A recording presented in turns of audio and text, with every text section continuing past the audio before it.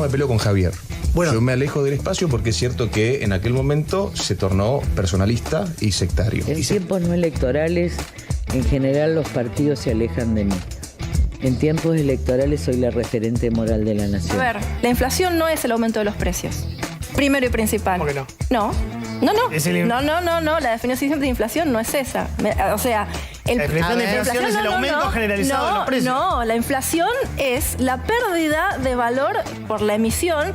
O sea, cuando vos emitís sin respaldo una moneda, va perdiendo el valor porque hay más de eso. No hubo ni contra mí ni contra nadie ninguna denuncia penal del gobierno por este tema, porque no, por inexistencia de delito, no había nada. Si algún día a mí me toca ser presidente, no quiero tener el Banco Central cerca, que sea independiente, no quiero tocarlo yo. Claro que yo seguro que tengo una idea que creo que sé lo que hay que hacer en materia de política monetaria, pero no, la señal de que el presidente de la Nación meta la mano en el Banco Central y que el ministro de Economía anuncie la política monetaria es pésima. ¿Dónde está la gestión del gobierno? ¿Viste? Porque decir, un gobierno tiene actos institucionales, anuncios, pareciera lo único que les importa es la timba.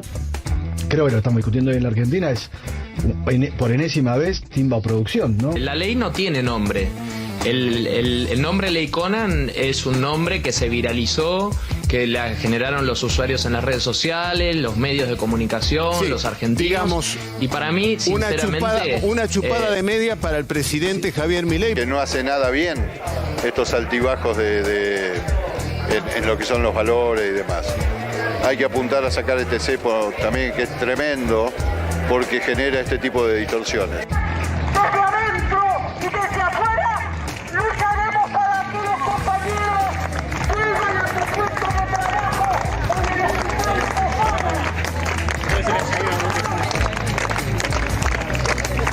el que diga la verdad y nada más, y nadie le va a decir nada, que cuente lo que ella vio, lo que ella sabe, que nada más. Bueno, después de toda la discusión y todo lo que implicó la discusión de la ley bases y el paquete fiscal, finalmente el gobierno lanza la convocatoria formal para el Pacto de Mayo en julio, el próximo 9 de julio, más precisamente el 8 a la noche, para la vigilia, bajo la consigna de refundar el contrato social que dio origen a nuestra patria. Ya vamos a volver sobre eso, pero básicamente son 10 puntos muy generalistas, pero que más que puntos son puntos suspensivos. ¿Por qué? Bueno, insisto, porque son trazos muy generales, siempre de una mirada muy liberal de la economía, de las relaciones sociales, de las relaciones políticas, de las relaciones laborales, pero que no tienen una definición en sí misma. Pensemos, equilibrio fiscal, habla de una reforma tributaria, de educación. Enseguida vamos a repasarlo con Pablo Ibáñez, los 10 puntos, coparticipación, reforma previsional. Bueno, pero todo eso que uno podría celebrar con los ojos cerrados, repensar todo eso, implica otra pregunta. ¿Cómo? ¿De qué manera se va a conseguir el equilibrio fiscal? ¿A qué costo, por ejemplo? ¿O la coparticipación? Bueno, ¿para darle lugar a provincias inviables o verdaderamente para hacer una contención federal de las distintas capacidades de producción de las provincias? Un montón de preguntas. La educación. ¿Qué lugar tiene la educación pública? ¿Qué significa una educación más útil y moderna? Son preguntas. ¿Cómo? ¿Para qué? ¿Y para quiénes? Es decir, ¿qué país se está pensando? Ahí se juega realmente el sentido, ya que vamos a estar hablando de esto el 9 de julio, que la convocatoria es para el 9 de julio, en ese cómo, en ese para qué y en ese para quién se juega el sentido de la libertad, el sentido de la revolución y el sentido de la soberanía. Ahora bien, el gobierno había convocado originalmente, como si fuera una zanahoria, a este Pacto de Mayo, originalmente para el 25 de mayo, antes de la discusión de la ley bases, o más bien cuando veía que tenía que construir esas mayorías en el Congreso. ¿Por qué? Bueno, porque estaba tratando de garantizarse la contención política de una representación que en el Congreso no tenía, por la cantidad escasa de diputados y la cantidad escasa de senadores. Y en aquel momento era, soy un presidente que recién llega, con un apoyo muy mayoritario, un outsider de la política, que soy capaz de cualquier cosa, soy capaz de todo.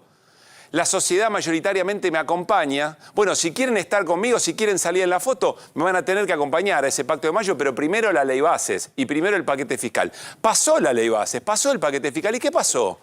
Nada. En realidad, se abrieron una enorme cantidad de preguntas sobre la viabilidad del programa económico de Javier Milei. Probablemente inesperado, probablemente esperaba otra repercusión el gobierno. Y sin embargo, el propio mercado, aquel para el cual gobierna o el que va a organizar las relaciones en el país, el mercado, ya no el Estado, ni siquiera la política, le hace preguntas a su propio plan. Entonces el gobierno vuelve a necesitar esa contención política, esa demostración de apoyo para la sociedad argentina, pero también para el Fondo Monetario Internacional, también para los grandes empresarios, para el establishment económico, vuelve a necesitar esa foto del próximo lunes por la noche, de la vigilia del 9 de julio, para demostrar que tiene un apoyo político. Ahí se explica, ahora nos lo va a decir Pablo Ibáñez, la foto de ayer con gobernadores probablemente. Y se metió otro ruido en la jornada de hoy. ¿Qué ruido? Mauricio Macri, que con un simple mensaje en una red social abre la pregunta sobre qué tan fuerte es el apoyo que le da al gobierno al que le dio los votos para llegar a donde llegó. Interesantísimo. También aquí, puntos suspensivos. Puntos suspensivos para qué significa esos puntos, esas cláusulas del Pacto de Mayo en julio y puntos suspensivos para el acompañamiento político en un momento muy delicado del programa económico de Javier Milei. Va a ser muy interesante observar la foto del 9 de julio, porque nuevamente, y como tantas otras veces, probablemente sea una foto en donde vuelva a ponerse en juego nuestra historia, la historia de nuestro país, la historia de nuestra independencia, la historia del verdadero significado de la soberanía y la libertad. Así arrancamos QR, bienvenidas, bienvenidos, con esta promesa del, en aquel momento, presidente Javier Milei hacia el Pacto de Mayo. Quiero convocar tanto a gobernadores como expresidentes y líderes de los principales partidos políticos a que depongamos nuestros intereses personales y nos encontremos el próximo 25 de mayo en la provincia de Córdoba para la firma de un nuevo contrato social llamado Pacto de Mayo, un contrato social que establezca los 10 principios del nuevo orden económico argentino.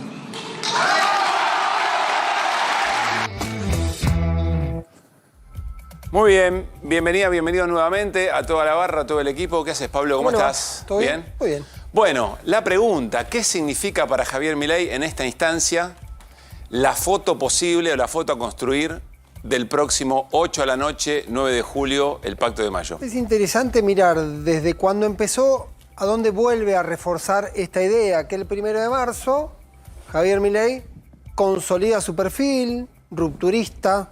Yo soy el nuevo sistema, yo rompí el sistema, estoy construyendo un nuevo sistema y de alguna manera pongo las reglas, como decías vos.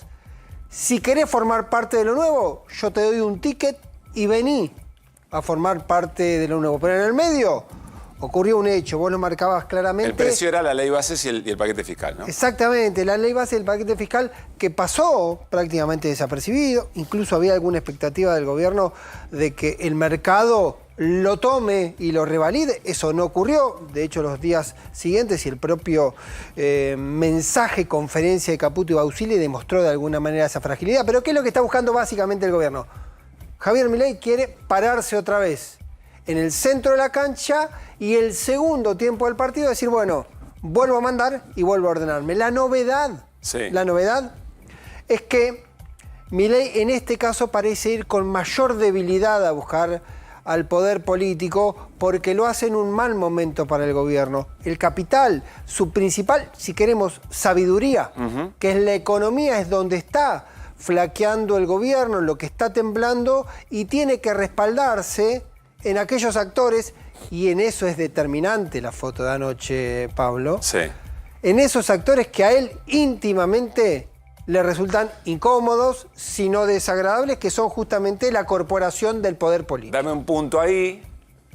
En un rato nos va a contar Pablo Ibáñez en qué momento está la relación Sturzenegger-Caputo. Atención con la información que Pablo Ibáñez nos va a traer dentro de un rato, porque tiene que ver con el momento del plan económico del gobierno de Javier Milei y del momento del gabinete. Pero atención, dice Pablo, bueno, tiene que recurrir a eso, lo voy a decir yo, a esos que detesta. Claro. O a esos en que su discurso se alimentaba, que era la vieja política. Miren esto, el gran pacto de mayo, el asterisco es importante, en julio, la Liga de Gobernadores Amigables, el León y los distintos momentos, ¿no? Lo que era una sonrisa y una zanahoria, ahora es, dice Pablo, un momento de debilidad. ¿A qué foto te referís? ¿A qué reunión de gobernadores te referís? Ayer hubo una reunión de gobernadores en Casa Rosada, con Guillermo Francos y con Karina Milei. Ahí hay un dato interesante para contar. Esperá, nombremos quiénes son los gobernadores. Jalil de Catamarca. Jalil de Catamarca, Jaldo de Tucumán, Martín Yarlora de Córdoba y Gustavo Sáenz de Salta. Pamperonismo en general. Pamperonismo en general. Y un dato más.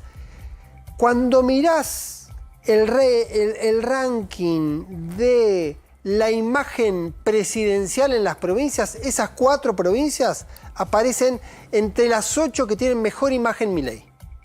¿Por qué esto es importante o por qué uno lo tiene que mirar? Porque son los territorios donde se solapa el respaldo a Milei con el respaldo a los gobernadores. Yarlora habló con un dirigente importante y le decía, en mi provincia el 60% de los votos están compartidos entre yo y Milei.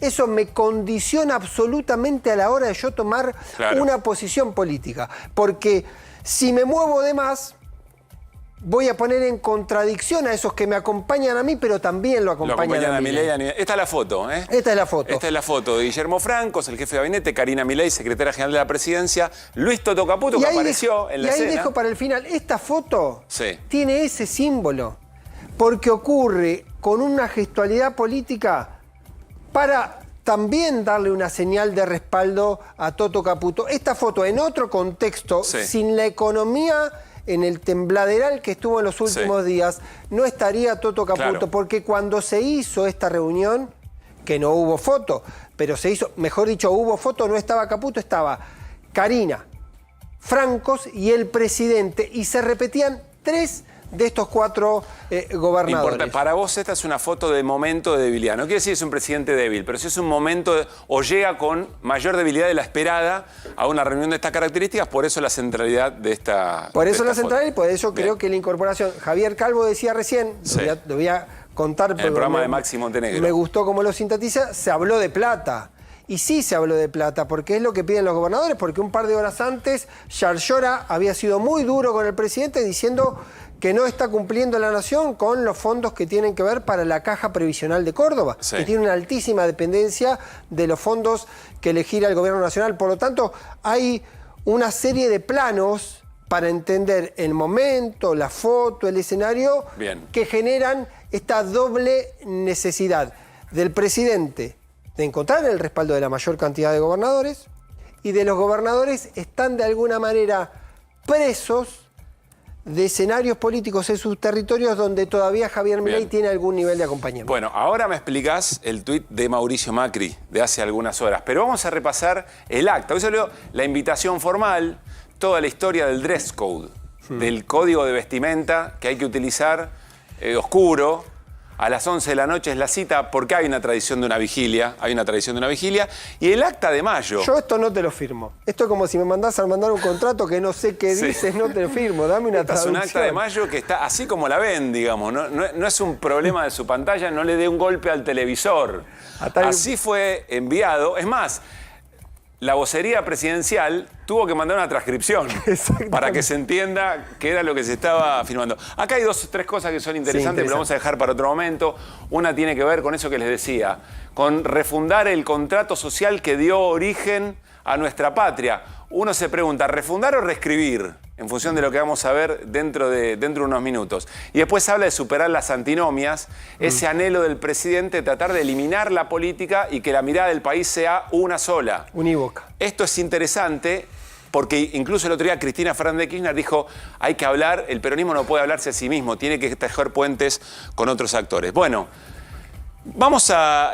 dame el tuit de Mauricio Macri. Porque en medio de todo esto que nos cuenta Pablo Ibáñez, que era lo que estábamos preparando para contarles en la jornada de hoy, con esta invitación formal, y en esta descripción que hace Pablo de, cuidado porque Milei llega más débil de lo que pensaba a la necesidad de esa foto, a la contención política de esa foto del 9 de julio, aparece esto. Mauricio Macri. Desde antes de ser gobierno apoyamos al actual presidente. Sabíamos que se enfrentaría a una situación económica y social explosiva y sin ninguna condición ni especulación lo acompañamos en sus iniciativas, especialmente en la materialización de la estratégica Ley Bases. Sea un vínculo político, un vínculo amoroso, un vínculo de amistad, cuando arranca así el primer párrafo es que todo lo que viene después... Claro. ¿no? Pero va a ser más importante... El pero es más... Claro. Acá hay un pero grande como una casa, en ese dejar un Todo renglón. el segundo párrafo es un pero. Para alcanzar esos cambios hay una condición anterior, aún más importante que crear nuevas leyes. Y es cumplir con las existentes, en especial cumplir con los fallos irrevocables dictados por la Corte. Es el caso de la deuda de coparticipación que la Nación mantiene con la ciudad. No tengo dudas de que cumplir los fallos es la voluntad del presidente, porque todos sabemos que sin instituciones, y no hay instituciones si no se cumplen las reglas, no habrá justicia, ni progreso, ni crecimiento, ni bienestar, ni inversiones. No nos metamos tanto en el detalle, vamos al mensaje político, pero lo que le está diciendo es aquello que Alberto le había sacado a la ciudad, que en realidad yo le había dado a la ciudad por el traspaso de la policía, y que después la Corte dijo, no, tiene razón el gobierno de la Ciudad de Buenos Aires, no le corresponde ese traspaso a la provincia, tienen que devolverle los fondos a la ciudad. La Corte lo dijo, pero el gobierno no lo hizo. No lo hizo Alberto Fernández, pero tampoco lo hizo el gobierno de Javier Milei. Entonces Macri le dice, en mi territorio, en el territorio cuna del PRO, el partido que yo presido, dame la plata. Cumplí con lo que te está diciendo la Corte Suprema de Justicia. Y termina. Sí. El sacrificio que están haciendo todos los argentinos requiere de un gobierno ejemplar, que cumpla la ley de la misma manera que la exige. Vamos en el camino correcto, no podemos desviarnos. Traducción política, Pablo, de este mensaje. Es muy interesante porque cada uno de los párrafos juega una carta. Una primera carta tiene que ver con la institucionalidad. Parece que Mauricio Macri quiere volver al rol de ser el custodio de la República, del republicanismo. Puedo acompañar al gobierno, pero tiene que cumplir las leyes. Le está diciendo claramente entre sus reproches este incumplimiento que va más allá de la política, porque Javier Milei le había prometido a Jorge Macri que a partir de mayo, junio, no Javier Milei, en realidad lo había hecho Luis Caputo, el ministro de Economía, iba a empezar a resolver la cuestión de la coparticipación adeudada. Bueno, no ocurrió, estamos iniciando julio. Entonces, hay una cuestión de ese orden de incumplimiento. Pero lo que uno ve... Espera, Pablo, yo lo que estoy viendo acá es que lo que tenía a mano Macri para después de la aprobación de la ley Bases, para poner una distancia con Javier Milei de este tema. A tal de lo que ocurrió el lunes, la Fundación Pensar, que preside María Eugenia Vidal, también haciendo un análisis bastante áspero de los primeros 6 meses de gobierno de Javier Milei.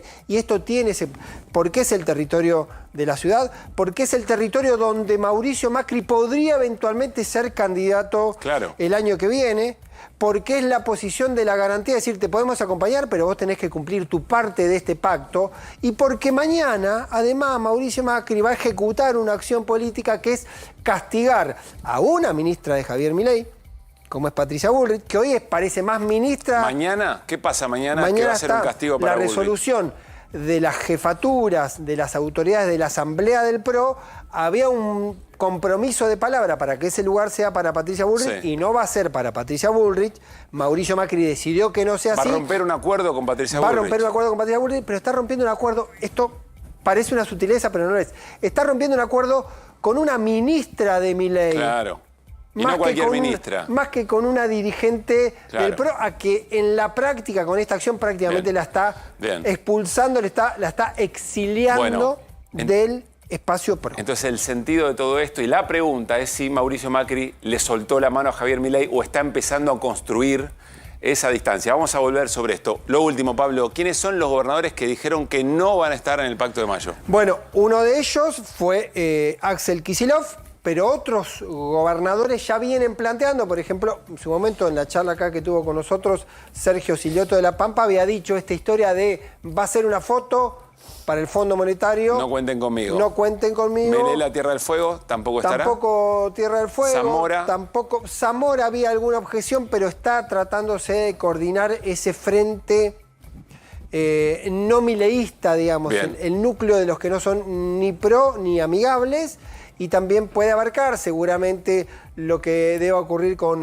Ricardo Quintela tampoco de estará. La Rioja y también Gildo Infran de Formosa. Bueno. Un número que había que ver qué pasaba con Santa Cruz también, que en un momento tenía objeciones muy duras sobre la posición finalmente que iba a tener el gobierno. Los puntos suspensivos también aplican para la foto que quiere Milei el próximo 8 por la noche, la vigilia hacia el 9 de julio. Axel Kicillof, quizá el más contundente en sus argumentos de por qué no va a estar en la foto que busca Milei para el 9 de julio, para el Pacto de Mayo.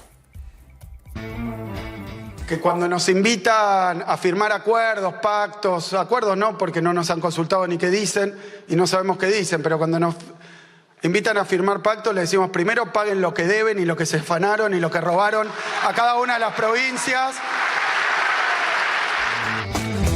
Claro, un pedido que... Bien, allí Axel Kicillof y su definición de por qué no va a estar en el Pacto de Mayo. Para cerrar lo del Pacto de Mayo, se reescribieron algunos puntos. Son 10 cláusulas, les dice el gobierno. Más que puntos, dijimos nosotros, puntos suspensivos. Porque vamos a repasarlos muy rápidamente. El primer punto, inviolabilidad de la propiedad privada. Para refundar la patria, piénsenlo en ese sentido.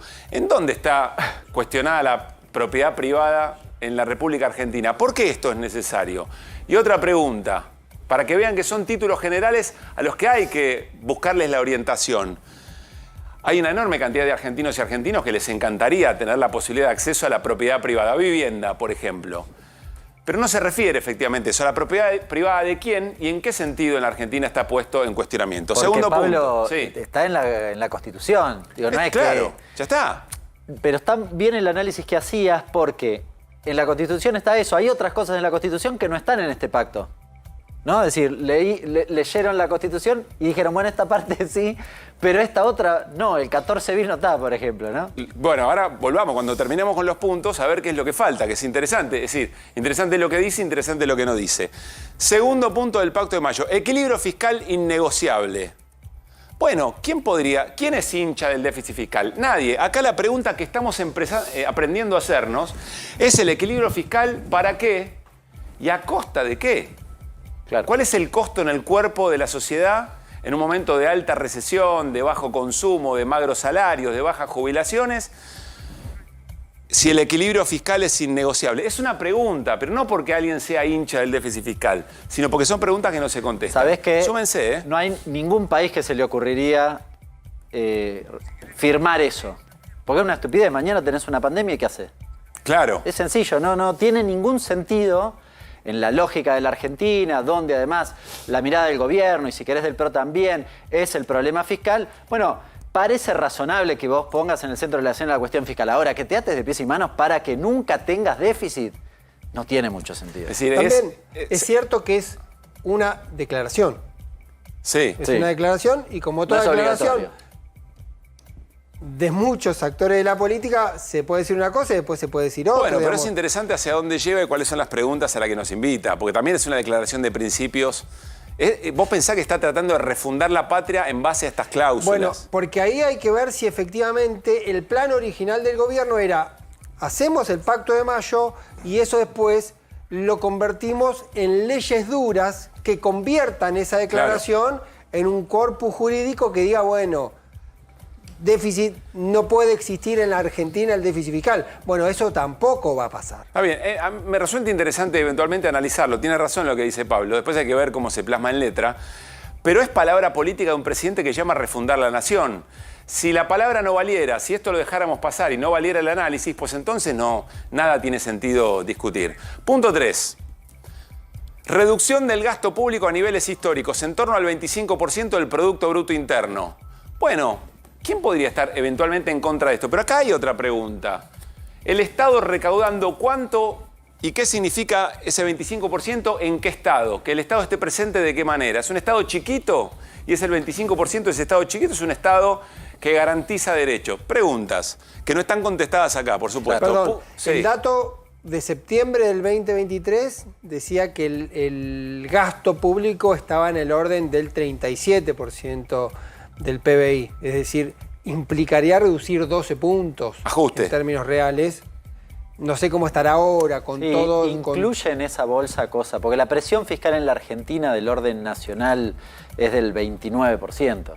Sí, estás muy cerquita del 25%, si querés. Lo que pasa es que Milei le mete adentro, todo. no solo los niveles subnacionales, sino el gasto cuasi fiscal y demás, ¿no? Entonces, bueno, es un poco discutible. Vamos al cuarto punto del Pacto de Mayo. Educación inicial, primaria y secundaria útil y moderna, con alfabetización plena y sin abandono escolar. Bueno, uno lo lee así, dice, ¿quién puede estar en contra eventualmente de esto? Pero preguntas, por eso puntos suspensivos. ¿Qué es útil y moderna? ¿Qué significa? La educación de nuestros pibes y nuestras pibas, futuros ciudadanos y ciudadanas con mirada crítica y responsabilidades. ¿En base a qué utilidad y con qué modernidad? ¿Preparados y preparadas para qué? Pablo. Es una pregunta. Pablo, sí. Esto se agregó porque esto no estaba. Esto no estaba. Yo digo, ¿a instancias de quién? Porque cuando lo vi digo, ¿a instancias de quién? ¿Quién planteó la cuestión educativa? ¿Los radicales? Los gobernadores. ¿Los gobernadores radicales plantearon este punto? Me llama un poco la atención, así como está escrito y vos lo describías bien. No sé, Pablo. No, pidieron que esté incluida producción y educación. Me parece que la confección final de esto no fue de ellos. No fue de los radicales porque han tenido cuestiones, por ejemplo, lo que tiene que ver con la gratuidad de la educación inicial, debería estar contemplado, que acá está o sobreentendido o no forma parte de la volvamos un prioridad. segundito al 4, al de la educación, porque esa es la pregunta. Lo que no está, ¿cuál es ¿es una educación pública? ¿Es una educación gratuita?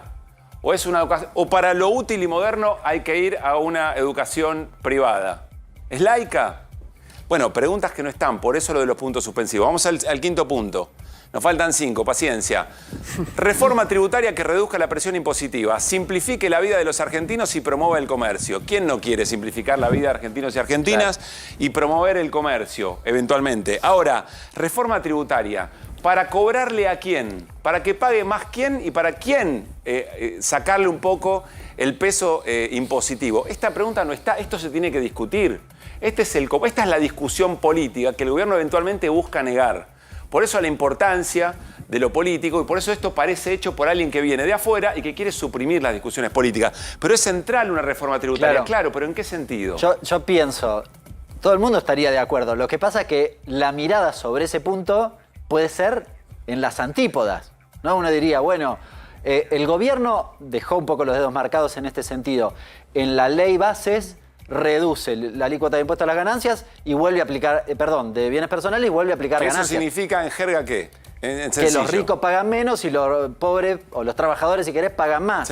Sí, tiene una clara orientación. Ahora, se sienta otro gobernador u otro actor político allí y dice, no, yo quiero la inversa. Claro. De hecho, en el Congreso se discutió mucho esta contradicción, o si querés, esta orientación, para ser más preciso. Bien. Estamos leyendo los 10 puntos del Pacto de Mayo, no los estamos tomando a la ligera, nos estamos haciendo preguntas sobre el sentido de la Argentina, el proyecto Argentina. Punto 6. Rediscusión de la coparticipación federal de impuestos para terminar para siempre con el modelo extorsivo actual que padecen las provincias. Un detalle, las últimas palabras que padecen las provincias se agregó, porque lo que estaba era para terminar para siempre con el modelo extorsivo actual. Yo creo que el modelo extorsivo actual es lo más real que están diciendo. Es el modelo una extorsivo, confesión, como le hicieron votar la ley base. Yo no sé, ¿No es una realmente confesión si eso? realmente lo escribieron tan locos. Una confesión de qué, Iris. ¿De qué? Es una locura. De lo que hace el gobierno con las provincias. Vos estás diciendo que se conquistó el pacto fiscal, se conquistó la ley bases a partir del modelo extorsivo actual. Pero no tengo ninguna duda. No. Es la foto que vimos ayer. Pero no se entiende nada. ¿Sí? Bueno, no es sé, el toma y daca. Bien, un elemento más. ¿Qué significa cuál es el sentido de la coparticipación federal? Porque hay provincias que producen menos y aportan menos, pero reciben de las que producen más. Es solidaria la coparticipación. Lo contrario, es decir, el mano a mano con lo que cada uno va con lo que produce. Es decir, el mano a mano con el mercado indicaría que las provincias que producen menos reciben menos. Claro. Esa es la fórmula de Domingo Cavallo para aquella consigna de las provincias inviables. ¿Se acuerdan? Década del 90, eran muy chicos ustedes. Sí, con un dato que se repite y siempre vuelve a la conversación, que también si sos un país, a veces corresponde que algunos lugares donde es más difícil vivir, por ejemplo. Sí, donde los suelos no son tan fértiles, por ejemplo. Exactamente. Digamos, si no, podés abandonar Tierra del Fuego lo podés abandonar. Que sea redistributiva. El concepto de la coparticipación se sustenta en la redistribución de los ingresos. Bueno, solidaria. Es el concepto también de lo solidario y que es un sistema integral, digamos. Todo forma parte de lo mismo y también es un poco sesgado pensar que una provincia por donde está la centralidad, digamos, comercial, por ejemplo, tenga más derecho que una provincia que por ahí produce otra cosa que no necesariamente le permite esa subsistencia. Voy rápido con los últimos 3 puntos. Está Hugo Aime para charlar con nosotros, para preguntarle, bueno, ¿en qué momento está el gobierno de Javier Milei? Enseguida vamos con él, está escuchando con mucha atención, seguramente tiene algo también para decir. 3 últimos puntos. Vinculado al anterior, compromiso de las provincias argentinas de avanzar en la explotación de los recursos naturales del país. Acá hay un punto suspensivo grande como una casa. Primero, para hacer valer qué tipo de soberanía sobre nuestros recursos naturales. ¿Es extractivismo puro en clave colonial? Agarrás y te lo llevás y cada cual hace, las grandes potencias hacen de nuestros recursos lo que quieran. O nosotros haremos valer que son nuestros bienes naturales, que son nuestros recursos y en función de eso un desarrollo productivo que genere más trabajo, que genere riqueza, que genere inclusión. Y un elemento más. ¿Querrá significar esto? Que aquellas provincias que tienen cláusulas de impacto ambiental las tienen que levantar. Claro. Preguntas que hay que hacerse a la hora de sentarse y dar una firma en esta refundación de la patria que quiere el para qué, el gobierno de Javier Milei. El para qué, ¿no? ¿Para qué explotamos los recursos? Así es. Punto 8. Reforma laboral moderna que promueve el trabajo formal. Bueno, ¿qué significa reforma laboral? ¿Quién duda que tiene que haber una reforma laboral cuando está cambiando tanto el aparato productivo? ¿Pero qué quiere decir eso? ¿Qué es lo moderno? ¿Cuáles son los derechos de los trabajadores que se tienen que garantizar? Eventualmente frente al avance, por ejemplo, de la inteligencia artificial que va a reemplazar a muchos puestos de trabajo. Pero en un manual de 5º grado de un colegio, a un chico le ponen esta frase y yo le digo, che, que el profesor no fue, ¿qué es lo que están poniendo? ¿Cómo? Y claro, porque no tiene, es una cosa vacía completamente. No pueden juntarse gobernadores, gente supuestamente seria, a decir reforma laboral moderna que promueva el trabajo formal. Realmente, y yo estoy viendo que lo repartieron ellos, Adorni dio estas cosas, no se entiende nada, ¿no? Dice Fernando Cerolini que personas con secundario completo y adultas... No, en la primaria ya me quedé. Primaria completa, adultas no deberían graciosamente tomarse esto a la ligera. No puede ser. Perdón, esto está en la ley bases. La reforma laboral está en la ley bases, está desarrollada y si algo hemos leído nosotros de esta reforma es que no es precisamente a favor de los trabajadores ni promueve el trabajo registrado. Con lo cual estaría bueno que traduzcan... ¿Qué significa esto? Sí. Pero son discusiones válidas, nadie dice que no, pero son discusiones tan importantes que una cosa tan general puede inducir a pensar que lo que se suprime es esa discusión. Últimos 2. Reforma previsional que le dé sostenibilidad al sistema y respete a quienes aportaron. Respete a quienes aportaron es las personas que fueron expulsadas del mercado formal de trabajo, no porque no querían laburar. Personas que laburaron un montón en tareas de cuidado, en trabajos que estaban informales y que se quieren jubilar porque laburaron, porque tienen derecho también cuando llegan a una edad determinada, también poder descansar con lo mínimo asegurado. Bueno, esto es chau bono, fin. Chau bono, fin. Pero además dice, hay que respete a quienes aportaron. La ley original del gobierno era que no hubiera más moratoria. Claro, sí. Si vos aportaste 15 años de 30, ¿quién te respetaba lo que aportaste? No te respetaban nada porque te lo daban para afuera. Podemos hacer una trazabilidad. Moratoria la voltearon los senadores que en su mayoría responden a los gobernadores que van a estar firmando este pacto. Está bien, eso está bien. No, pero perdón. A ver, dígale a la última y yo le digo así la hacemos completa, porque otra gilada más que finalmente, punto 10. Me encanta porque le gusta la discusión política más que el dulce de leche, este grupo. Sí. Apertura del comercio internacional de manera que la Argentina vuelva a ser protagonista del mercado global. ¿Quién puede decir que no a esto? Ahora, ¿cómo se hace? ¿Te llevas bien con Brasil, a quien le vendemos la manufactura, nuestras pequeñas y medianas empresas, donde el mercado más importante es Brasil? ¿Te peleás con Brasil o tenés una alianza estratégica con Brasil para vender lo que producimos? Pero solamente es un ejemplo, nada más. ¿Qué pasa con China? Perdón, a ver, esto también invita a una discusión. Déjeme una cuestión. Yo entiendo que le votaron, se juntaron los senadores con los gobernadores y con los diputados y le dijeron, che, esto lo tenemos que sacar, esto nos conviene, esto nos conviene. Eso yo lo entiendo todo. Sí. y hasta lo perdono. Ahora, hacer una especie de misa de gallo a las 12 de la noche para firmar algo que no se entiende de qué va, en un momento pésimo, con alguien que no te dice qué va a hacer y que puede salir con leyes de cualquier tipo. Yo no entiendo realmente esto. Cristina ha tenido actos en otras etapas, así medias como fundacionales, y toda la oposición no se iba a regalar ahí y decir yo te levanto la mano por cualquier cosa. Acá están yendo a un lugar a ciegas, por lo menos. A ver, la primera demostración de caída de la imagen de Milei estuvo en el acto de Córdoba, donde no había gente. Ahora lo van a hacer en la casa de Tucumán, no digo la casita de Tucumán porque tengo amigos tucumanos que les da, sabe por dónde, ¿no? Que digan la casita de Tucumán les da mucho veneno. Pero la casa es chica. Entonces usted con un poco de gente ahí no se va a ver cuánta gente hay y no hay. Y la hora... Los patios son grandes, los patios internos son grandes. No, afuera, digo. Tampoco está en un lugar muy que pueda haber una cosa masiva. Tampoco creo que le importe. Sí digo... Y el horario da bárbaro para decir que era una... estábamos esperando algo, no sé qué. Es histórica la vigilia. Claro. El 9 de julio es histórica la vigilia en Tucumán. Déjame hacer una mirada del otro lado. Sí, a ver, rápido. Posiblemente ser algo bien genérico, bien abstracto, hace que lo puedan firmar. Porque si vos te ponías a decir este tipo de apertura, este tipo de reforma, este tipo de educación, ahí sí, por eso está bien, es sintomático lo de pero si llega a mandar una como le mandó a Caputo, estamos con el mejor ministro de no sé qué, como hizo en Córdoba, se la tienen que fumar. Es verdad, pero ¿qué te aporta políticamente una cosa así? Porque políticamente es el mostrar que va a haber... Él sí, pero los gobernadores... 17 gobernadores en esa situación que van a estar acompañando, firmando ahí, y la foto que le va a gustar. Después, y esto también es una cuestión adicional, hay que ver si esa foto al día siguiente significa algo. Claro. Que es la otra cuestión. Yo puedo juntar a un montón de gente que está conmigo y no necesariamente eso da las señales de... Yo pienso... Se dan vuelta, al día siguiente se lo llevan al Fondo Monetario, mirá, están todos de acuerdo. Y van a leer los 10 puntos y van a decir, no, lo que dice cero, no, mirá, esto la verdad es de primaria. Es que, no perdón, hay mucho para consenso. mí no, o sea, son genéricos hasta un punto estos distintas cuestiones que se plantean Son genéricos a propósito. Sí, no, pero son genéricos y no son genéricos por las cosas que acabamos de mostrar, porque son temas que ya están dichos, que están sincerados por el propio gobierno. Uno, acabamos de decir, está dentro de la ley. Bueno, pero son gente vaga, porque si vos tenés polela, por ejemplo, no son gente vaga, vos lees la Constitución trampa Nacional,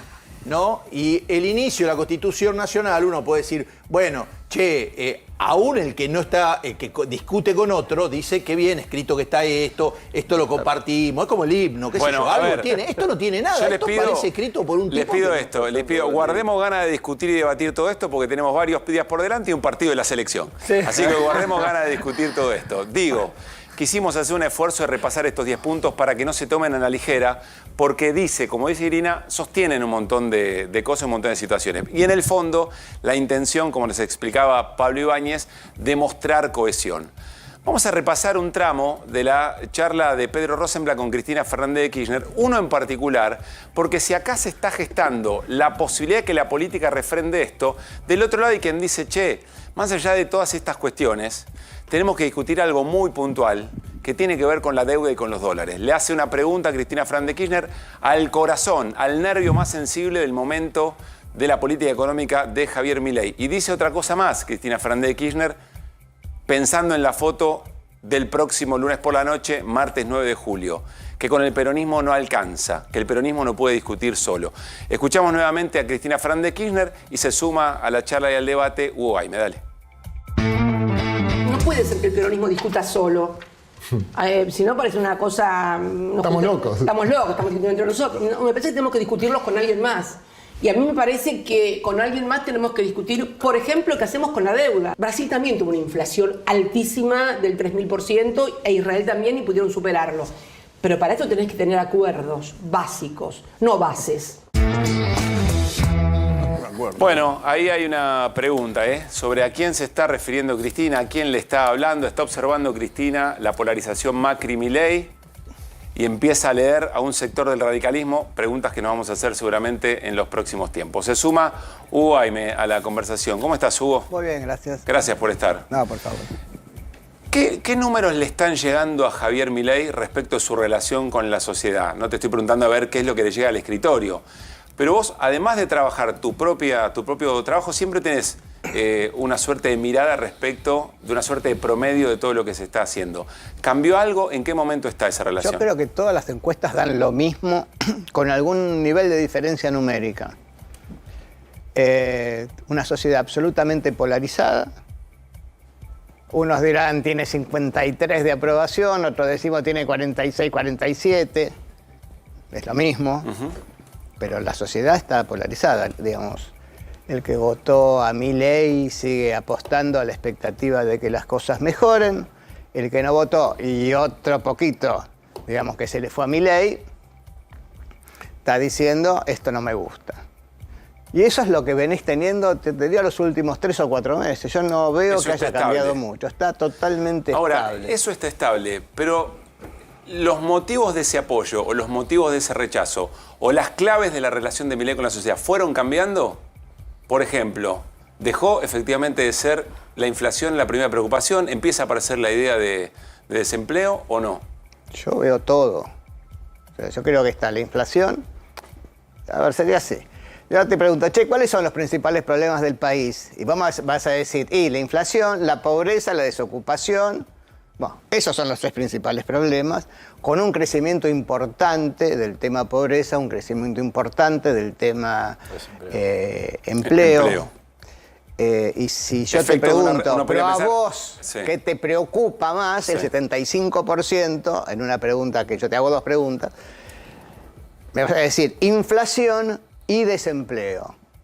Y tengo un 29% que me dice desempleo. Fíjate que desempleo, si tomo las cifras del INDEC entre ocupados y subocupados, más o menos estoy en ese nivel. O sea, yo te diría, no es cierto que la inflación desapareció como preocupación, porque la gente no llega a fin de mes, y tenés un crecimiento de la preocupación por pobreza y desocupación.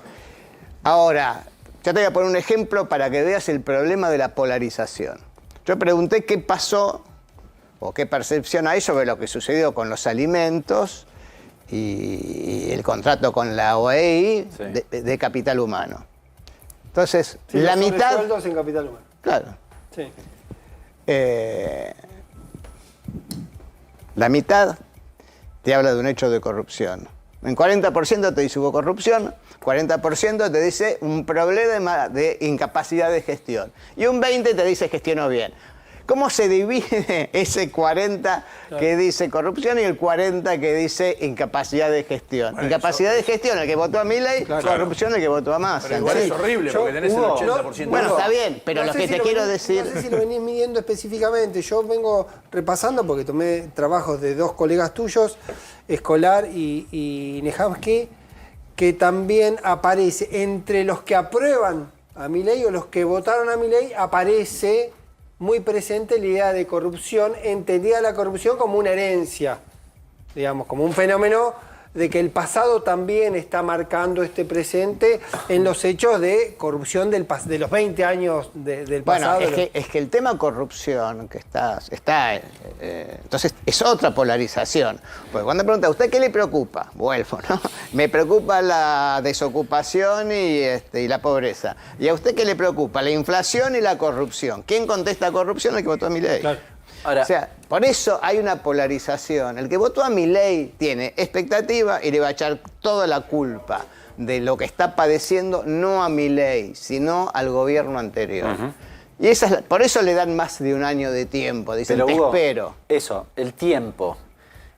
No sé si lo tienen medido, pero digo, el que tiene expectativas. Las expectativas son ad eternum porque en realidad la bronca o el enojo con la mirada, si querés, ideológica anterior es superior a que me echen del laburo, o en realidad, bueno, 6 meses sí, 9 tal vez, 1 año sí, pero en enero del año próximo, si la cosa no cambia, se acaba el apoyo. Yo te diría, hay un 20%, 23%, parte del núcleo duro que te dice lo que sea necesario. 20. El resto te da 1 año de tiempo. Ahora, Estamos hablando de tiempos planteados en la encuesta a 6 meses de asumir el gobierno. Claro. Entonces hay que verlo. Mi hipótesis es que Vos lo que decís es, el que te dice hoy 1 año, por ahí dentro de 2 meses no te dice. Claro, hasta eso. fin de año, Ahora, te dice menos. También es cierto que en un momento determinado la angustia parecía ser mayor, me parece por mayo, por ahí, y entonces habían acortado los tiempos de espera y luego volvieron a alargarse. Hay que pensar que el que votó a Milei tiene hoy la percepción de que hay menos inflación, el menor indicador de inflación lo tuvo en junio, y le votaron las leyes. Entonces le aumenta la expectativa de que las cosas vayan bien. Ajá. El que no votó a Milei le aumenta las expectativas de decir, che, esto no me gusta nada. Sí, en parte sí, pero también se ha movido el dólar y vos dijiste justamente que en mayo hubo un momento de la angustia y se vuelve a mover.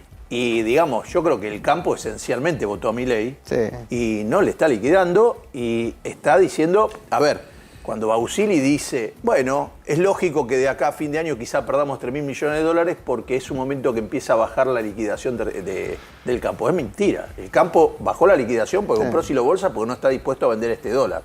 Entonces la discusión del dólar, que es la discusión que ese viernes parecía que se iba a dar y que no se dio, no digo que devalúen, pero sí que pueden hacer algo especial para que el campo liquide. Eso está latente y no se va a ir. Y es gente del sector, digamos, son factores de poder de lo que a él lo apoyan, digamos, ¿no? Es gente que lo... Bueno, pero por eso, me parece que hay que entender, yo quiero insistir con un concepto, ¿no? Que es la polarización. Ahora, ¿tiene el 57%, 56% que lo votó a Milei? ¿El 100% lo apoya en todo? No. Hay un 30 o 25 que lo apoya duramente, o sea, que dice lo banco, y el resto son adherentes críticos. Hay cosas que me gustan, hay cosas que no me gustan. Ahora, ese universo, digamos, ¿cuánto impacta el hecho de que haya o no haya enfrente la construcción de un espacio que resulte atractivo o en general la gente no está todavía ni siquiera en clave de mirar quién es opositor, cómo juega la oposición, qué hay enfrente?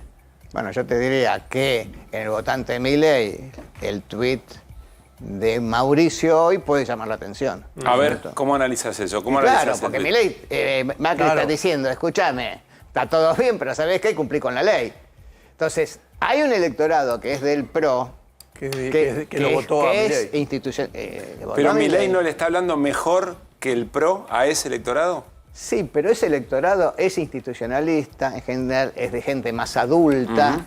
El de Milei es mucho más joven, digamos, es más de segmentos medio alto. Milei tiene abajo también. Interesante, es decir, Macri tiene la capacidad de invitar a una escucha distinta al gobierno del votante de Milei. Ahora, también es cierto que el que te dice, porque los diálogos inclusive en los focus, no sé, ¿cómo ven las cosas?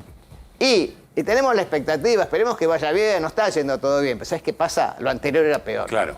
Entonces, mientras no aparezca que lo anterior era peor y aparezca una alternativa, ese electorado no tiene dónde ir. ¿A qué otro lado va a ir? Ahora, esta idea de lo anterior era peor, ¿en qué está basada?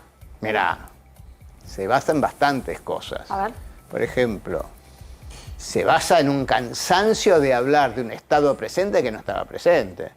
¿No? En una educación que no terminaba de funcionar, en una salud que no terminaba de funcionar, en ver que... Pero eso no está mejorando, está empeorando. No, pero está empeorando, pero como le echan la culpa al gobierno anterior. Claro, Hugo está diciendo que aún lo que anda peor sigue siendo culpa del anterior. Esta es la clave. Está bien, pero si vos vas ahora y ya no tenés ni el comedor pero para vos me comer, lo querés explicar a mí, Fer, y yo te voy a decir, puede ser que tengas razón. Le estamos preguntando a Hugo qué es lo que está persiguiendo la gente. Yo creo que hay alguna parte de esta tensión del Estado que está teniendo un deterioro mayor, que se empieza a notar. Porque sí que se nota, pero se le sigue echando la culpa al anterior. A ver, Hugo, dale. Yo creo, hay como realidades diferentes. Si vos tomás AMBA, o sea, capital y conurbano, la evaluación de Milei tendrá 39 puntos, tiene 38 puntos de aprobación y tiene 58 de desaprobación. Ese es el clima capital y conurbano. No es lo que pasa en el interior y discúlpame, no va a pasar en la casa histórica, como nos llaman los tucumanos. Bueno, ¿por qué? Porque en el interior hay una expectativa mucho más importante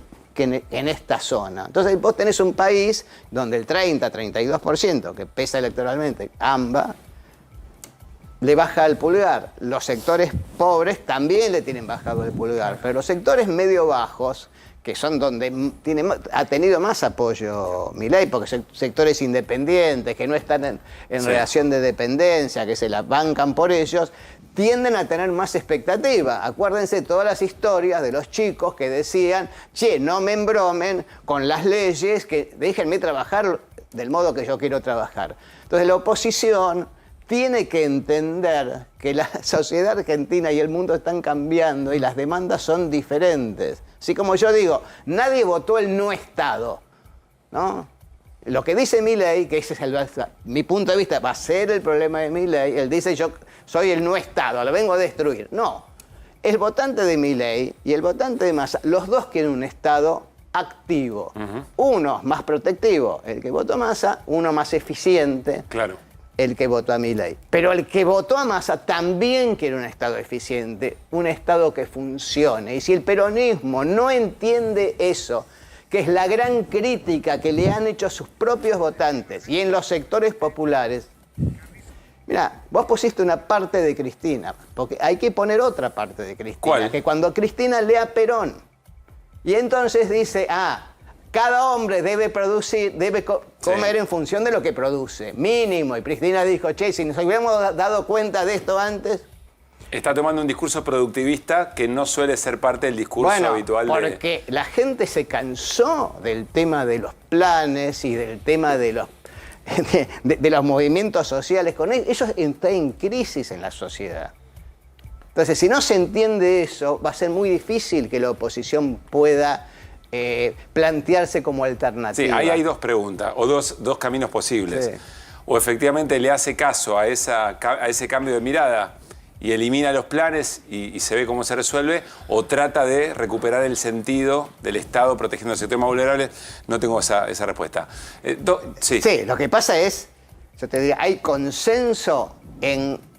Un sector de la sociedad dice, escúchame, ¿por qué era la historia donde yo iba a trabajar y el que recibía planes se quedaba en la casa y no quería trabajar? Eso, que yo no digo que sea el 100%, pero está metido. Hay que entender que ese sentido está con mucho peso en la porque mesa. Cuando nosotros veníamos y decíamos, hace un año, che, ojo que está lo de Milei, que lo veíamos, también contábamos este discurso. Claro. No es nuevo este discurso en la sociedad argentina.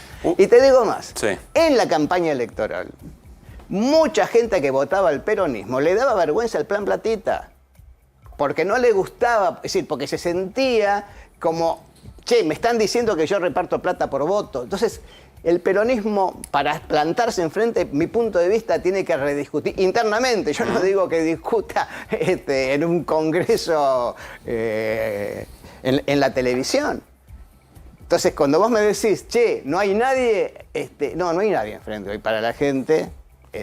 No, y perdón, y si llega a haber una crisis muy grave, muy rápido, es muy probable que aparezca el que se vayan todos, no que aparezca alguien como... Bueno, es probable... Porque la gente está muy cansada del otro... Y no van a dar los tiempos. Los tiempos no lo maneja uno. Los tiempos se dan como se dan. Yo no estoy diciendo que el otro... Lo que digo es que probablemente digan, che, esto tampoco anda. ¿Por qué no se van todos? Bueno, de hecho hay una discusión dentro de la oposición sobre la lectura de los tiempos para una u otra cosa. Hugo, la última es una pregunta horrible, poco académica. No sé si nos conduce a algo, pero la verdad que tengo ganas de hacértela. Si la elección fuera hoy, ¿vuelve a ganar Milei? Yo creo que sí. Creo, dije, no estoy seguro. No, hoy yo creo que sí, porque ¿quién estaría enfrente? Esa es la pregunta. Si no es solo la existencia de Milei. Claro, es quién está enfrente. Sino qué es lo que pasa del otro lado. O sea, pero ese es el enfrente. Como decía Cristina, bueno, ¿con quién dialoga el peronismo para discutir Y tiene que encontrar esos interlocutores y abrirse. La oposición en general tiene que abrirse. Gracias por sumarte a la charla, tenernos paciencia y además no, les tengo paciencia. Contarnos de las herramientas. La misma paciencia que tienen los votantes de Milei con Tal Milei. cual. Bueno, hablando de Cristina Fernández de Kirchner, Irina Hauser está siguiendo detenidamente las audiencias en las que se está enjuiciando a las personas que intentaron, o por lo menos sea el responsable material o por partícipes necesarios, asesinarla hace un poco más de un año. Hoy, segunda audiencia, habló Brenda Uliarte, habló Nicolás Carrizo, el dueño del emprendimiento de la venta de copos de azúcar, y esto dijo y ya lo analizamos. Creo que no tengo más nada que decir, más que mi familia seguramente me está viendo, sabe que digo la verdad. La gente que me conoce sabe que yo jamás me metería para matar a una persona. Eso es una locura. Le quiero pedir también perdón si ofendí a la señora Kirchner,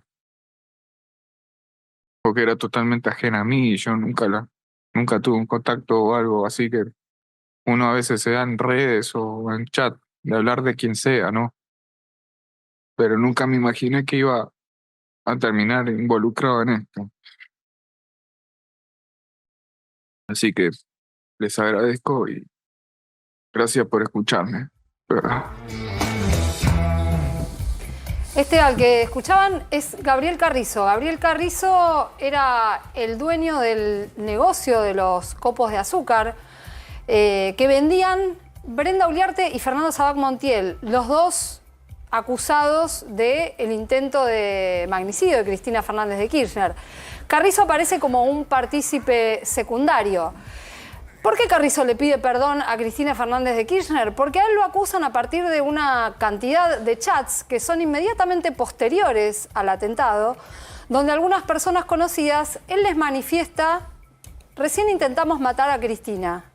Lo dice como involucrándose, pero además utiliza palabras ofensivas.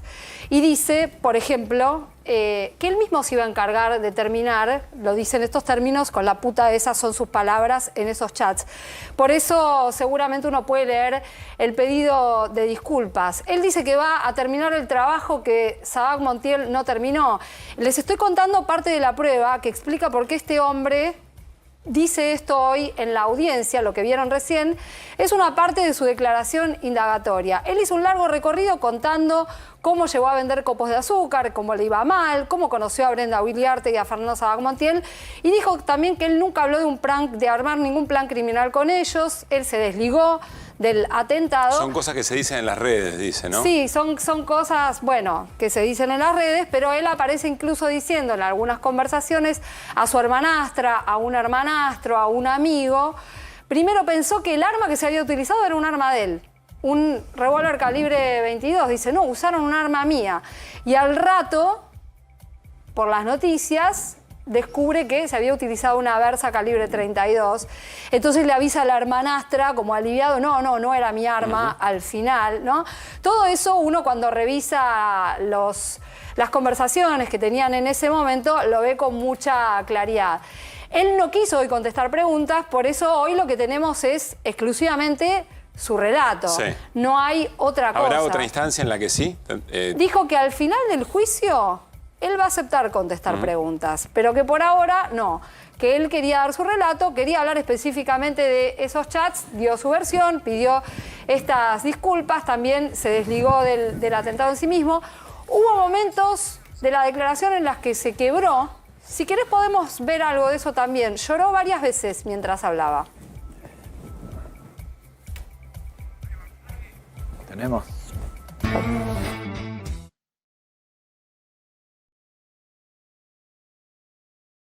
Quiero que todo se solucione ya. Porque esta situación no aguanto más, se fue toda la mierda.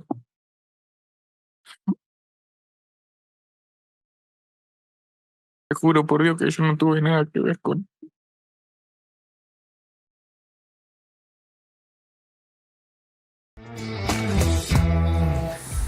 Bueno, varias escenas de estas se vieron a lo largo de la declaración, que duró cerca de 1 hora y media, la de Gabriel Carrizo. Y sí. ¿Qué pasa con esta postura de él que es distinta a la que tuvo Sabac Montiel, haciéndose cargo del hecho? Pero Sabac Montiel se hizo cargo del hecho y a Gabriel Carrizo en buena medida lo desligó.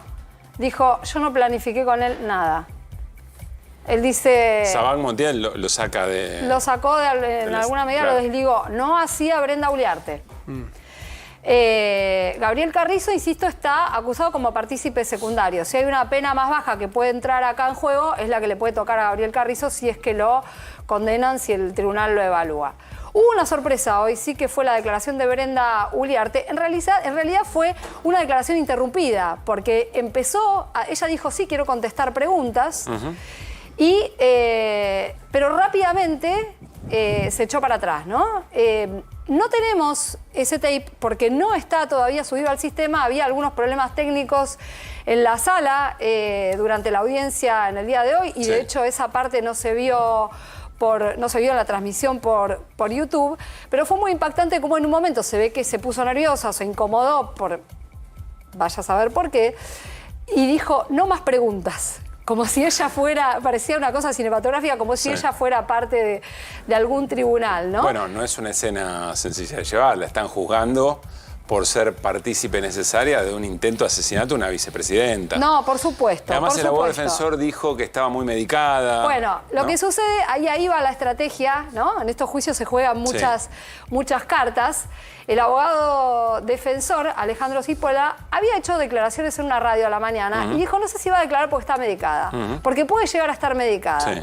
Entonces, cuando vos escuchabas el principio del relato de Brenda Uliarte o cuando contestaba las primeras preguntas sobre su situación personal o incluso dónde nació o cuándo nació, se quedaba y vos veías que tardaba en contestar, decías qué raro esto, pero después empezaba, ¿no? a hablar. Sin embargo, no se la escuchaba bien, había algo extraño en la declaración que hacía pensar qué era lo que iba a pedir el abogado defensor, que era que la declararan inimputable. Finalmente, ¿cómo sigue esto, Irina? Lo pidió. Ah, perdón. ¿Lo pidió? Sí. Lo pidió, porque además él en un momento, hubo una discusión ahí Perdón, te pisé en ese momento. ¿Pidió que sea declarada inimputable? Sí, en un momento la fiscalía se acerca al tribunal y le dice, no le estoy entendiendo lo que dice, por ahí le pueden hacer una revisación médica, hay toda una charla ahí adelante de todo el mundo. Ella deciden que siga un poco más, el abogado incluso le pregunta, usted si sabe de cuál es la situación que se le adjudica, y ella dice, estoy acusada de encubrimiento, pero no soy, dijo, ¿no? Y finalmente el abogado se mete, pide que la declaren inimputable, el tribunal se toma un buen rato y le dice que no. La declaración de Brenda Uliarte no siguió. Algunos de los que estábamos ahí hubiéramos querido que siguiera, pero no continuó porque ella pidió no continuar, básicamente. Pero hay una negativa de que la declaren inimputable. El tribunal dijo no, está en sus cabales, ya hay 2 pericias psiquiátricas que dicen que comprende sus actos, la habían revisado cuando llegó a Comodoro Pi. Si bien estaba medicada, efectivamente, con antidepresivos y ansiolíticos, la encontraron bien y no había vuelto a tomar nada. ¿Cómo sigue esto, Irina? Bueno, hubo testigos hoy, los primeros. Se pasaron videos incluso del momento del hecho. Algunos escuchamos el clic del arma cuando se pasó este video. La semana que viene sigue con más testigos. Los primeros testigos tienen todos que ver con la escena del hecho en sí, con el intento de magnicidio. Militantes y luego vendrá la custodia de Cristina Fernández de Kirchner. Gracias, Irina, con la garantía de que vamos a seguir esto momento a momento. Además, Irina Hauser, en la publicación de su libro, de las personas que mejor y más investigó todo lo que hay alrededor del intento de asesinato de Cristina Fernández de Kirchner. Insistimos con esto. Se llame Cristina Fernández de Kirchner, se hubiera llamado Mauricio Macri, Javier Milei. La gravedad del asunto que a veces nos cuesta advertir. Bueno, estamos en un momento, así arrancamos el programa también, de interrogantes respecto del propio establishment económico, establishment financiero, sobre la viabilidad del programa económico de Javier Milei. La novedad o el indicador o lo que estamos observando estos días es el dólar, los bonos, los mercados. ¿Qué pasó en esta jornada, Fer? Bueno, algo se calmó el dólar. A ver dónde tenemos alguna de las placas. Ahí va a aparecer, tranquilo. Verla. ¿Algo se calmó? Se calmó, sí. Tampoco esto va a seguir subiendo in eternum, porque también hay justamente está seca la plaza de pesos, no hay tanto peso en la calle, entonces lo que hay, que lo poco que aparece, o la gente tiende a dolarizarse. Bueno, ahí estamos viendo, el dólar mayorista, 9.31, eso no se mueve siempre igual. El dólar MEP bajó a 1.382. Sí. Que Verdes, ayer estuvo... Verdes que bajó, ¿no? Ayer estaba en 1.433, estaba igual que el Blue. El Blue ahora quedó arriba, pero en 1.405 es una diferencia que no permite el puré, que se llama, decir que está bien para el sistema, no es que le da, si quedara muy arriba el Blue. Bueno, el contado con liquidación es al que se liquida el 20% de la cosecha, en 1.381 quedó igual que el MEP. Y se calmaron un poco. A ver, las acciones que ayer cayeron 9%, hoy se recuperaron 1,5, 2 los ADRs argentinos en Nueva York. Los bonos no se movieron medio punto, 1 punto, y los bonos pagan el 9 de julio. Esperando estarán con Jaldo ahí haciendo. Que vencen el 9 de julio. El 9 de julio ya está el corte y le dan la plata y algunos de los bonos, la L30, el GD30, que son los principales pagadores, tienen también una amortización, que son los 2 bonos que más mueven. A ver, tomo lo que decías al principio. Hoy no hubo mucho movimiento, eventualmente bajó un poco el ilegal, el Blue, pero esto no significa que las preguntas continúen. No, a que ver, se resolvió el problema. Si quieren ir con lo de las reservas, ahí tenemos junio. Dijimos que después de haber tenido un mayo malo, un buen abril, un mayo malo, junio terminó con 84 millones en contra. Y este mes, estamos ya en julio, en 3 días compraron 57 millones. Son 19 millones por día. Es la nada misma. Y cuando vos tenías que comprar 130, 150 millones. No están vendiendo, pero tampoco están comprando. ¿Y cómo estábamos el año pasado? Ahí voy, Hernán. ¿Cómo bueno, estamos hay el año otra pasado placa. Ahí tenemos, miren. Esto está interesante. Me fui al 2 de julio del 2023. La Argentina tenía 29.016 millones de dólares de reservas. Y había también el pago, porque la fecha se repite, de acá hasta el 2041, que es el último bono que vence, pago a tenedores de bonos soberanos en julio. ¿Pero cuánto se pagaba el año pasado? La Argentina tenía 29.000 millones, masa, y se pagaban 1.000. Ahora estamos el 3 de julio de 2024, tenemos 29.809 millones. Casi lo mismo. Tenemos 1.800 millones más. Pero el pago a tenedores de bonos soberanos, como tiene amortización de estos 2 que dije, es de 2.600 millones de dólares. Es decir, que después del pago vas a quedar con menos reservas que la que había el año pasado. ¿Se entiende? Se entiende perfecto. Y acá Bausili estuvo diciendo que de acá a fin de año ya es como, él dio como, digamos, viene todo para atrás. Junio no se vendió, que es lo asombroso porque la cosecha gruesa termina en junio. Él dice que se adelantó el invierno, fue un invierno mucho más crudo. Pero dicen cosas que ya, la verdad, yo digo, tómense el laburo de inventarme algo que yo me lo pueda creer un poco. Tremendo, Cerolini, hoy está tremendo. No, bueno, entonces se adelantó el invierno, no sé qué, se le adelantó el invierno, bien. La gente no le vendió, los silobolsa que hay por toda la provincia de Buenos Aires, por todos lados, parece que no los ve. Hay 14.000 millones de dólares guardados. Es decir, lo que él le está pidiendo al fondo, a Qatar y a lo que sea, lo podrían tener ahí. Lo que pasa es que se lo tienen que dar con otro dólar y les movería la inflación, que es el único activo que tiene Milei. Entonces, ¿qué pasa? ¿Qué pasa con el mercado? El mercado dice, 2.600 millones de dólares tienen que pagar. Se van a quedar, a ver, ayude... estaríamos quedando en 27.000. 27 más o menos. En 27.000 millones. Después hay me parece que hay un paguito al fondo. Hay pago del fondo 600 y en agosto creo que otro. Bueno, ya estás abajo de 20, estás en 26. Si Bausili te dice que en junio no se recaudó, se adelantó el invierno, lo que sea, y dice que en los próximos meses podemos llegar hasta vender 3.000 millones, que es lo que esperan, como dan eso como normal, llegas a diciembre.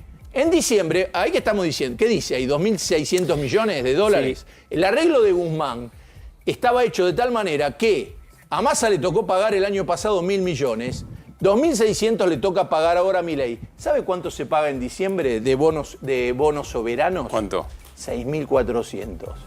Si usted se queda con 23.000 millones de acá a diciembre, ¿cómo paga los 6.400? Dice, me expliquen algo, cómo se va a pagar. Hernán va a sumar algo. Yo quiero que sepan que enseguida tiene una información o una mirada sobre el vínculo Sturzenegger-Caputo, Pablo Ibáñez, que por lo menos yo no había escuchado hasta ahora.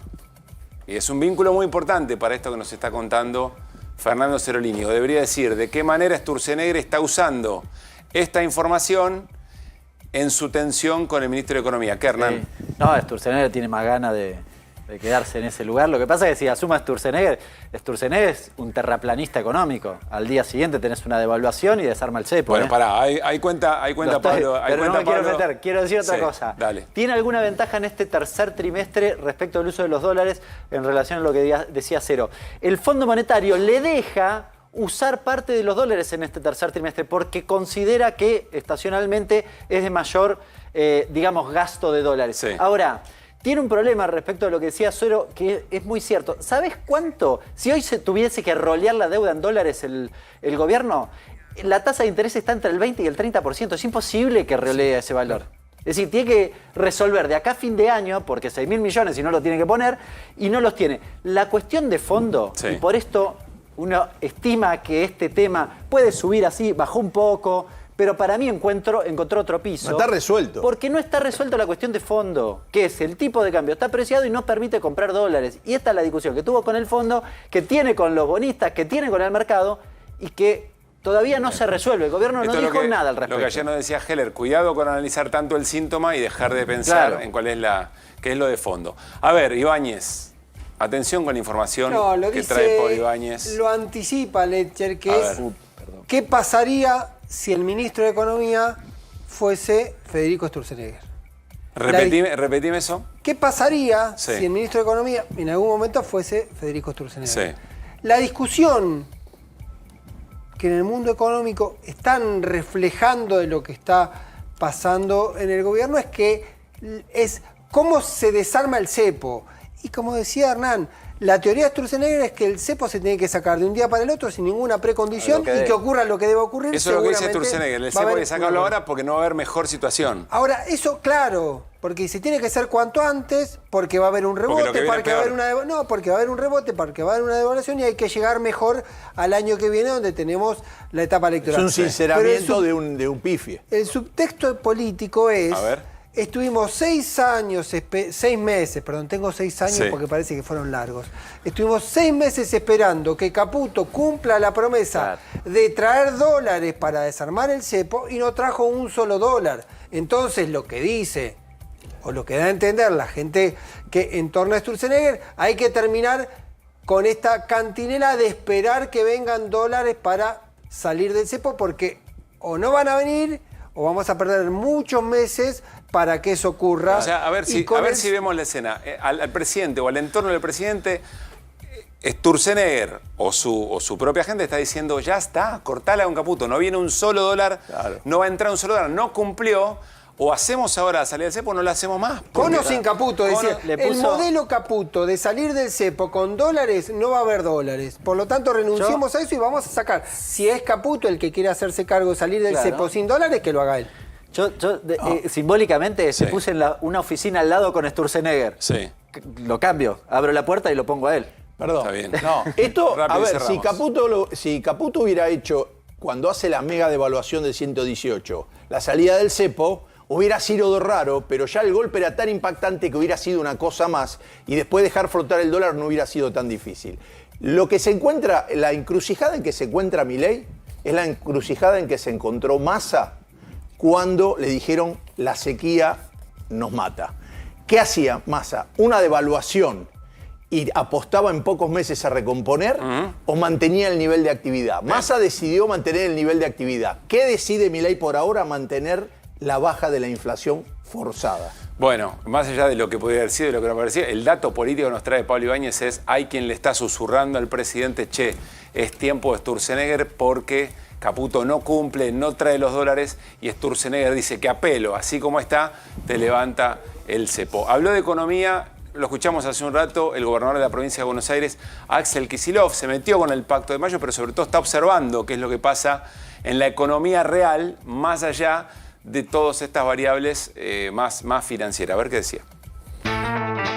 Que cuando nos invitan a firmar acuerdos no, porque no nos han consultado ni qué dicen y no sabemos qué dicen, pero cuando nos invitan a firmar pactos le decimos primero paguen lo que deben y lo que se afanaron y lo que robaron a cada una de las provincias. Por eso cuando nos dicen, bueno, pero déjenlo gobernar, no discutan, no propongan otras cosas, no planteen discusiones y debates, bueno, ¿cómo hacemos con lo que se escucha acá en cada una de las mesas, con lo que se ven todas las estadísticas? Caída del salario, caída récord del consumo, luego caída de las ventas y la producción y ahora un incremento fortísimo del desempleo. Y entonces dicen, bueno, pero la provincia de Buenos Aires, el gobernador de la provincia de Buenos Aires es keynesiano y entonces tiene una pelea teórica con los austríacos, como si esto fuera Keynes contra Hayek. Y no es así. Esto es la vida, el laburo, la industria, la producción, la dignidad de un pueblo, que es el pueblo de la provincia de Buenos Aires, contra un modelo que lo está agrediendo, que lo está perjudicando y que lo vemos todos los días, con empresas que empiezan a cerrar, turismo que no arranca, problemas por todos lados ocasionados por una política económica inadecuada. Dato importante del día de hoy tiene que ver con un adelanto del presupuesto que el gobierno, bueno, cumple con lo que tiene que cumplir y dice, bueno, este es un adelanto del presupuesto para el año 2025, sí. Hernán. Adelanto del presupuesto, medio raro. Adelanto del presupuesto, yo no recuerdo muchos adelantos del presupuesto. Porque sí que es un mensaje. Es un mensaje, tal vez quisieron con esto compensar lo que no dio la conferencia de prensa. Sí. Me da la impresión que si alguno quiere hacer ese análisis, alguno lo hizo en el transcurso de la tarde. Conducir expectativas. Sí, me parece que no. Bien. Pero bueno, alguno por ahí sugirió esta cuestión. Fíjate qué dijo este adelanto del presupuesto, lo vamos a tener en septiembre con precisión, sobre todo el 2025, porque en realidad este adelanto dice más de lo que va a pasar o cree que va a pasar el gobierno en el 2024. Siempre el presupuesto dice cómo cierra este año y qué va a pasar el próximo. Bien. Del próximo no dice casi nada. Pero sí del 2024, caída del 3,5%. Ojo, porque este 3,5% está, digamos, en sintonía con lo que publicó el Fondo Monetario Internacional hace algunos días, pero hay que ponerle un par de asteriscos importantes. Cuando le sacás el agro, la caída es del 6%. Y incluye además, escucha bien, industria caída del 10% para el año, 9,8% para ser preciso. El desagregado es el 3,5%. Sí. Y el comercio, 9%. Es decir, el agro me está compensando dos caídas muy importantes en el sector industrial y comercio, que por cierto vos sabés bien, son los que generan más empleo. Caída que nos tiene que remontar a qué momento. Porque parece esos muy niveles de caída, el 3, si le saco el agro, sí. El 6,6, a ver, para dimensionar. En la pandemia se cayó 9,9, pero fue una catástrofe. En la pandemia. Una catástrofe. Bueno. Yo no recuerdo otras caídas volvamos a lo anterior. similares. Si vemos en la anterior un segundito, sí. Consumo privado, ¿qué es esto? Poder adquisitivo. Sí. Cae 6,6. Es un proxy, pero casi, porque esto es cuánto vamos a gastar nosotros cuando vamos a comprar el kiosco. Consumo público nos sorprende demasiado, caída del 8%, y sí, claro, si no vamos a gastar nada. La inversión se cae a pedazos. Se cae a pedazos. Es más, el documento reconoce que acá se cae a pedazos y que el año anterior fue muy bueno, por ejemplo, en términos de inversión. ¿El año del gobierno anterior? Sí, es interesante ese análisis porque también dice que el déficit del año anterior estuvo asociado a la sequía. Mirá vos, así que importaba la sequía. Sí, parece que sí. Bueno, este número, esta caída de inversión me parece un dato muy relevante. Sumale este 17, casi 18 de caída de importaciones. ¿Qué es esto? Actividad económica, en buena medida. Y yo importo insumos para la producción. Y está muy si produzco compensado. menos, si se me cae la economía, importo menos, claro. Y eso es un reflejo. Sí. Y el resultado del PBI está compensado en buena medida por el sesgo de las exportaciones. Ahí tenés la comparación interanual con la sequía. Otra vez para leer bien lo que nos está explicando Hernán. Esto es lo que el gobierno cree que va a pasar. Si está hablando de su propio gobierno, de la propia gestión de este año. Sí, Hernán. Próxima. Si te fijas, acá hay algunos textuales de lo que es ese documento. El pico de la inflación se registró en los meses... Esto te lo traje especial para vos. Bueno. Asterisco Pablo Caruso. Gracias. ¿Qué dice? En diciembre del 2023, 25, en enero 20,6, en el marco del reacomodamiento de precios relativos. Hermoso. A partir del sinceramiento del tipo de la devaluación. Hermoso. De la devaluación, acá se están haciendo cargo de que esos dos datos de inflación básicamente están relacionados con la decisión del gobierno de devaluar en esa magnitud, que es básicamente... Para cambiar los precios relativos y dejarlos como él quería, que básicamente es menos guita en el bolso. Los precios tenían controles de precio, un escándalo según el criterio de que está acá, pero bueno, básicamente viene de eso. Sí, pasamos a la siguiente. Cortito, vieron que en un momento se juntó el dólar paralelo, llegó a 1000, casi como estaba, en un momento estuvo bastante cerca del oficial. ¿Estamos de acuerdo? Sí. Ese era un momento que si se hubiera levantado el cepo y dice ahí se flotaba, habría algunos problemas que no tendría. ¿Se entiende? ¿Qué más, Fíjate lo que sigue. Bueno, acá básicamente lo que dice es los ingresos correspondientes al impuesto país generaron dos datos importantes. 1,13 del PBI. ¡Tremendo! Es decir, en el 2024... ¿Por qué tremendo? Explícamelo. Porque representa, en términos de recaudación, mucho volumen, un impuesto que acto seguido dicen que van a eliminar. La última recaudación de ingresos se estima en el mes de enero por operaciones devengadas en el mes anterior, en diciembre, porque en diciembre se acaba. En diciembre se acaba. ¿Y cómo va a resolver el gobierno si tiene esa caída de la actividad económica, que son menos ingresos al mismo tiempo, si además recorta eso? Esa es la gran pregunta. Por eso dimensionaba el 1,13. Tiene que compensar 1,13 del PBI. ¿De dónde lo saca? Ganancias, la reposición es 0,4. No quiero preguntar. Son 3 veces ganancias. Escucho la motosierra afilándose. ¿De dónde lo saca? Bueno, gran incógnita. Y vamos a la última. Acá algunos datos. El gobierno insiste en este anticipo del presupuesto. Fíjate, bueno, que como en los despachos de cemento, el mercado interno y la siderurgia reflejan una mejoría en la mayor parte de los sectores productivos en las comparaciones intermensuales. Nada nuevo bajo el sol. Se está reactivando. Básicamente están diciendo si hay reactivación, pero te traje los 3 datos que mencionan acá. No apelé a ningún otro. Producción automotriz. En mayo, respecto del mes anterior, de abril, producción automotriz, dice acá, producción automotriz. Mayo versus abril, caída del 10,2. Bueno, no estaría rebotando. No. Cemento, dice, despacho de cemento. Cemento, salió hoy el dato. Junio contra mayo, es de junio. Junio contra mayo. Terminó hace 2 días. Menos 7%. No estaría rebotando. No. Estaría rebotando siderurgia. Rebota para abajo. Sí, rebota para abajo. Siderurgia. Laminados en caliente, que es el dato que efectivamente hay que mirar. El dato estaba mayo contra abril, menos 12,5. Podían haber elegido otros 3. La verdad me sorprende. Porque la chocaron todas, dirían los pibes, en esto que quisieron reivindicar de la recuperación en B, al menos en los 3 sectores que dijeron, te diría que en el resto también. Deja un gran signo de interrogación. Gracias, Hernán. Volvemos a la mesa. Vamos a irnos brevemente a una tanda, pero antes les quiero contar algo que me importa, que nos importa. Llegó el momento de ahorrar en combustibles. ¿Sabías que si te pasás a GNC ahorrás miles de pesos por mes? Pensá en gas argentino, pensá en economía y medio ambiente, pasate a GNC. Tanda.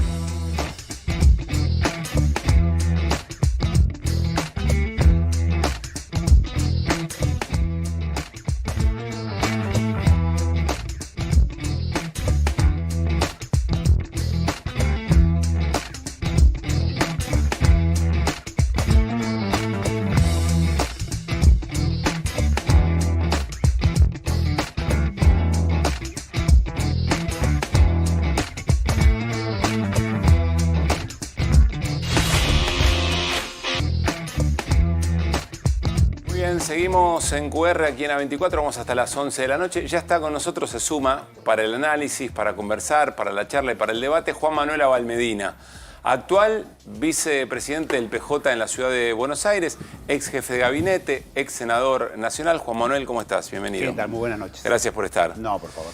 ¿Qué sentido político tiene, casi te pregunto, incluso por tu formación académica, qué sentido tiene Bueno, vengo justamente de dar clase en la Universidad de Brown. ¿Ahora hace un rato? Sí, ahí en Adrogué, así que bueno, le mando un saludo muy grande a los alumnos que me pidieron cuando dije que tenía que cortarlo un poquito antes. ¿Como docente muy riguroso o...? Intento serlo, Bueno, a ver, ¿qué sentido crees que tiene para el gobierno de Javier Milei la convocatoria a la vigilia del 9 de julio, al Pacto de Mayo, ahora el 9 de julio? Creo que es una de las grandes ventas de humo que tiene este gobierno, ¿no? Este gobierno vive de intentar controlar la macro, que bueno, tiene los problemas que ustedes hablaban antes, ahogar la economía real para lograr bajar, aunque sea nominalmente, la inflación, y después vender mucho humo. vender humo con un pacto de mayo que lo hace en junio, vender humo con denuncias judiciales que después se caen automáticamente, vender humo con acusaciones brutales a otros líderes, desde Lula pasando por Pedro Sánchez. Es algo más de esta venta de humo que no estoy acostumbrado a este gobierno. Pero perdón, nada de sustancia. Venta de humo con todo éxito, porque sigue habiendo un respaldo muy importante de la gente. Sí, yo creo que está mermando un poco ese respaldo y que hay un sector de la sociedad que todavía tiene expectativas porque votó hace poco por este gobierno, porque la verdad que nuestro gobierno dejó mucho que desear, entonces sigue manteniendo una expectativa, pero creo que a poquito, lamentablemente, lo que dijimos, creo que tu programa, yo estuve en tu programa hará 3 meses más o menos, lamentablemente lo que dijimos que iba a pasar es lo que está pasando. Están cayendo todos los indicadores, aumenta la pobreza, aumenta la indigencia, cae el consumo y la gente cada vez vive peor. Todavía hay expectativa, es lógico, pero lamentablemente esa expectativa va a ser defraudada por la propia realidad, ¿no? Juan Manuel, noviembre, diciembre, no me acuerdo, te hice una nota para el diario AR, una entrevista, y vos dijiste te algo gustado. que Te habían gustado un par de ideas, me acuerdo. No, una idea que en ese momento fue bastante disruptiva, que había todo un concepto de que Milei parecía un presidente débil, y vos saliste con un planteo contraintuitivo que no tener diputados, no tener senadores, no tener gobernadores, en vez de ser un gesto de debilidad, era un gesto de fortaleza. Sí. Porque no le debía, a grandes rasgos, no le debía nada a nadie. Y además que era el primer presidente que no se podía culpar nada para atrás. Y no tenía pasado. Claro. Hoy, sí, esa misma situación. Sí. ¿Cómo la ves? ves? Sigue manteniéndole una pos, digamos, sigue dándole una gran fortaleza. Muchos lo que todavía siguen apostando, uno cree que sin mucho argumento en favor de él, tiene que ver con que no se lo puede culpar para nada para atrás. Todos los gobiernos anteriores teníamos alguna culpa previa, digamos, nos guste o no nos guste, habíamos sido todos parte de otros procesos. En el caso de él no, y eso le da un lugar distinto que puede mantener esta fantasía más tiempo, ¿no? Sí, y en ese mismo tema hablabas de algo muy fuerte que era interior AMBA. Sí.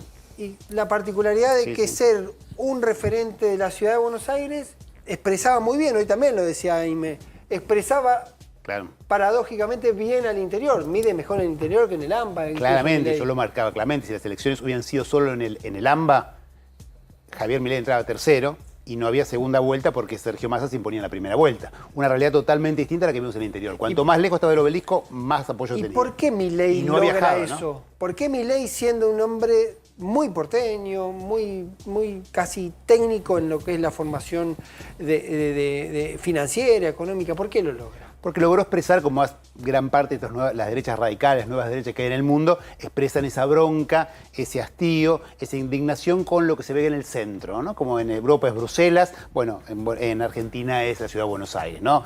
Aunque él sea parte de eso, aunque él sea claramente producto de eso, de repente el interior se lo usó como una herramienta para decir basta un determinado esquema que se había armado en la Argentina, ¿no? Vuelvo a la pregunta anterior, o sea, ¿todavía lo ves un presidente fuerte? Sí, sí, sin duda porque, bueno, controla totalmente la agenda, bueno, ustedes lo saben bien, en general hablamos de los temas que él va imponiendo, muchas veces de manera que nos parecen absolutamente vergonzosas, horribles, ¿no? Porque mete temas terribles, con sus acusaciones, sus shows, sus cosas, logra mantener la agenda, maneja muy bien la comunicación y aparte también hay que decirlo, de nuestro lado, afuera de él, somos medio todavía un quilombo. Bueno, hablemos un poco de eso. Recién Hugo Aime decía, y hasta nos provocaba alguna discusión entre nosotros, y Hugo decía, comprendan que aunque la percepción de la gente es que se vive peor, se le sigue echando la culpa. Si la narrativa, el relato sigue siendo que todo lo que hoy ocurre, aún peor que cuando asumió Milei, sigue siendo responsabilidad del gobierno anterior. En gran medida lo siguen logrando. Bien. En gran medida puesto que hablábamos, ¿no? Pero ¿cuál es a tu criterio el modo en que la oposición verdadera o las oposiciones, no importa, lograrían interpelar a ese electorado o ese sector de la sociedad para que entienda que hay otra alternativa, que hay otro sujeto político posible? ¿O todavía no es tiempo de eso? No, yo creo que es tiempo, yo creo que es un momento en el cual nosotros tenemos que ofrecerle una lectura a la realidad, a la sociedad, que nos haga cargo de lo que pasó, porque si hablamos como que gobernamos muy bien, obviamente nadie nos va a escuchar, tenemos que hacernos cargo de la cantidad de errores que cometimos, de que defraudamos las expectativas y ahí recuperar alguna cuestión que tenga que ver básicamente con proponer alguna idea de futuro, ¿no? Porque seguimos siempre hablando para atrás, lo que tenemos que cuidar, lo que tenemos que conservar, lo que Milei quiere destruir, y no hablamos un poco hacia adelante, nos va a costar enganchar con una sociedad que ha cambiado mucho en estos 10 años, ¿no? Nosotros, me acuerdo siempre en la campaña cuando yo como militante lo acompañé a Sergio varias veces y hablábamos, Milei viene por tu aguinaldo, viene por tus vacaciones, a mucha gente que nunca en su vida había cobrado un aguinaldo, nunca había tenido unas vacaciones. Entonces muchas veces si no somos capaces de adecuar el peronismo, digamos, se cumplen 50 años de la muerte de nuestro líder y fundador, ¿no? Y si él nos enseñó algo es que nuestras ideas, nuestros valores, lo que llamamos la doctrina, las banderas peronistas, hay que adecuarlas a cada momento histórico. Bueno, a nosotros nos está costando eso. Hasta que no logremos hacer eso, nos va a costar resintonizar con una sociedad que ha cambiado, ¿no? Ahora, vos también recién mencionabas que el peronismo es un lío interno, digamos. Sí. ¿No? Bueno, ¿y de eso cómo se sale? Yo creo que primero que nada reconociendo que la elección del año que viene es una elección de 24 distritos. No es una elección nacional, no se va a votar nacional, no hay que desesperarse por una conducción nacional, porque las conducciones, sobre todo en el peronismo, no se ejercen, no se declaman, digamos, se ejercen, decía el general, ¿no? Ocurren. Ocurren. Uno cuando se conduce, cuando alguien te conduce, no es que alguien dice, che, yo te conduzco. Eso no existe en ningún lado. Entonces me parece que no hay que desesperarse y hay que focalizar la atención en lograr que el año que viene en cada uno de los 24 distritos Milei sea derrotado. Ganar esa elección es muy importante porque él ya dijo, si gano la elección de medio término, van a ver lo que va a pasar, voy a ver todo lo que voy a hacer. Entonces, para nosotros tiene que ser central que tenga una derrota legislativa el año que viene. ¿Pero se hace como consolidando algún liderazgo o de otra manera? Yo creo que trabajando mucho en cada distrito, trabajando mucho en estas cuestiones de proyecto, de idea, volver a discutir algunas cuestiones, volver a discutir muchas cosas. Creo que está abierto el peronismo a esas discusiones, cosas que antes nos discutíamos, ahora están en discusión Manuel, y eso me parece bastante productivo. Juan Manuel, ¿cómo viste la votación en esta discusión de la interna del peronismo y demás, de Kamau, Krexler y demás en el Senado? Sí. A ver, son cosas distintas porque Krexler no está con nosotros, no tenemos absolutamente nada que ver. Cuader. Y son cosas que duelen, ¿no? Son cosas que nos duelen, que nos hacen daño, que generan ruido interno, también la de varios diputados en la Cámara de Diputados. Y estamos lejos, ¿no? Nosotros, el peronismo ha sido siempre cualquier cosa menos testimonial, ¿no? Nosotros votar en contra de algo y que eso salga igual no nos cambia la vida, no cambia la vida de la gente, ¿no? Entonces, cuando algunos dicen que hay que expulsarlos. Se va alejando de la mayoría, es complicado, ¿no? Algunos dicen que hay que expulsarlos, o a Scioli. Bueno, Scioli es un poco más grave. Con Scioli podemos discutirlo más. En el caso de los otros, no. Yo no creo porque el peronismo nunca ha hecho estas cosas. Es más, a ver, yo me fui del peronismo en los años 90 porque me oponía a un conjunto de políticas que son más o menos que está haciendo Milei ahora. Y la mayoría del peronismo acompañó muy feliz, privatización, qué sé yo. Entonces, en ese momento yo me fui, pero digo, no, el peronismo siempre ha sido muy abierto y es finalmente el pueblo el que decide. Ahí en el Hugo Aime también dijo a la vez que el nivel de aprobación, porque eso lo escuchamos poco, dijo que el nivel de aprobación de Milei estaba en el 38 o 39%. En el AMBA. En el AMBA. Bueno, sí. A nivel nacional dijo 43. Dijo 43. Bien. Todos los liderazgos. ¿Qué pasa si todos los liderazgos de las nuevas derechas, todos estos liderazgos que vemos en el mundo, polarizan? Entonces no tienen números. Está bien, pero tienen cerca de 50. Cuando generalmente mucho, ¿no? las crisis explotan en el AMBA, cuando hay conflicto. Y si este nivel de actividad sigue con este nivel de caída que hoy contaba Lecher de la venta de cemento, de la venta de metales, y las empresas que están cerrando o que están parando la producción, hoy escuché FB, Ferrum, están todas suspendiendo la producción.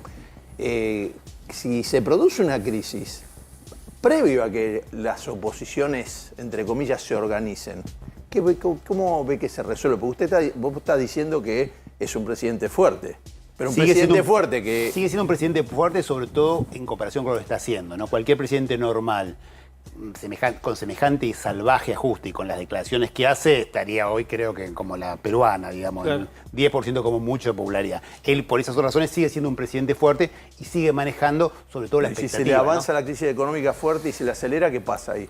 Y eso no se puede saber, nunca hacer predicciones es fácil en nuestro país. Lo cierto es que uno lo que puede sí entender que es un rumbo económico que cada vez va golpeando más a la gente, que más gente está quedando afuera y día a día estamos la gran mayoría de los argentinos viviendo peor, ¿no? Yo con Abel Medina siempre tengo el problema, no sé si tomarlo como dirigente o como politólogo, digamos, entonces aprovechamos las dos cosas porque a mí me pasa lo mismo, siempre estoy confundido. No puede ser, no son dos mundos, no te cambias el traje y respondes. No, los Pero sombreros, hay una idea que empezó, hoy hubo una foto entre Martín Guzmán y Juan Grabois, la semana pasada una reunión. Mientras Pablo lo dice, la compartimos esa foto. De economistas convocada de distintos sectores, convocados por Guillermo Moreno, Cristina Fernández de Kirchner, llamando un poco esta historia, che, hay que hablar también fuera del peronismo, más allá de que hay crisis dentro del peronismo. Sí.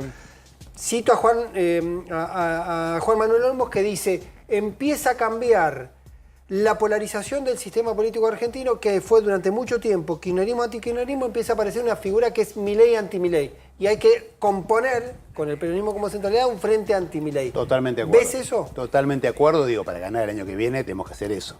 Tiene que ser con mucha amplitud, sumando sectores en los cuales históricamente tuvimos diferencias, pero frente a las barbaridades que propone este modelo, frente a la crueldad específica de un modelo que no reparte la comida que ya compró, pues no quiere gastar plata en comprar comida. Es un gobierno, entendámoslo, que no reparte la comida que ya estaba comprada. O sea, frente a ese nivel, me parece que hay que ser muy amplios, muy humildes, sumar un conjunto de sectores y ofrecer una alternativa. Por eso estoy totalmente de acuerdo. Ahora, ¿se va a volver a hablar de...? Sí, como centro del peronismo, ¿no? A 50 años el general reivindica esa historia, un peronismo que es orgulloso de lo que somos, pero no orgulloso de todo lo que hicimos. Pero como se va a volver a hablar eventualmente, no es que estemos viajando en el tiempo, pero se va a volver a hablar sobre cuáles son los determinantes para un gran frente, para las nuevas alianzas.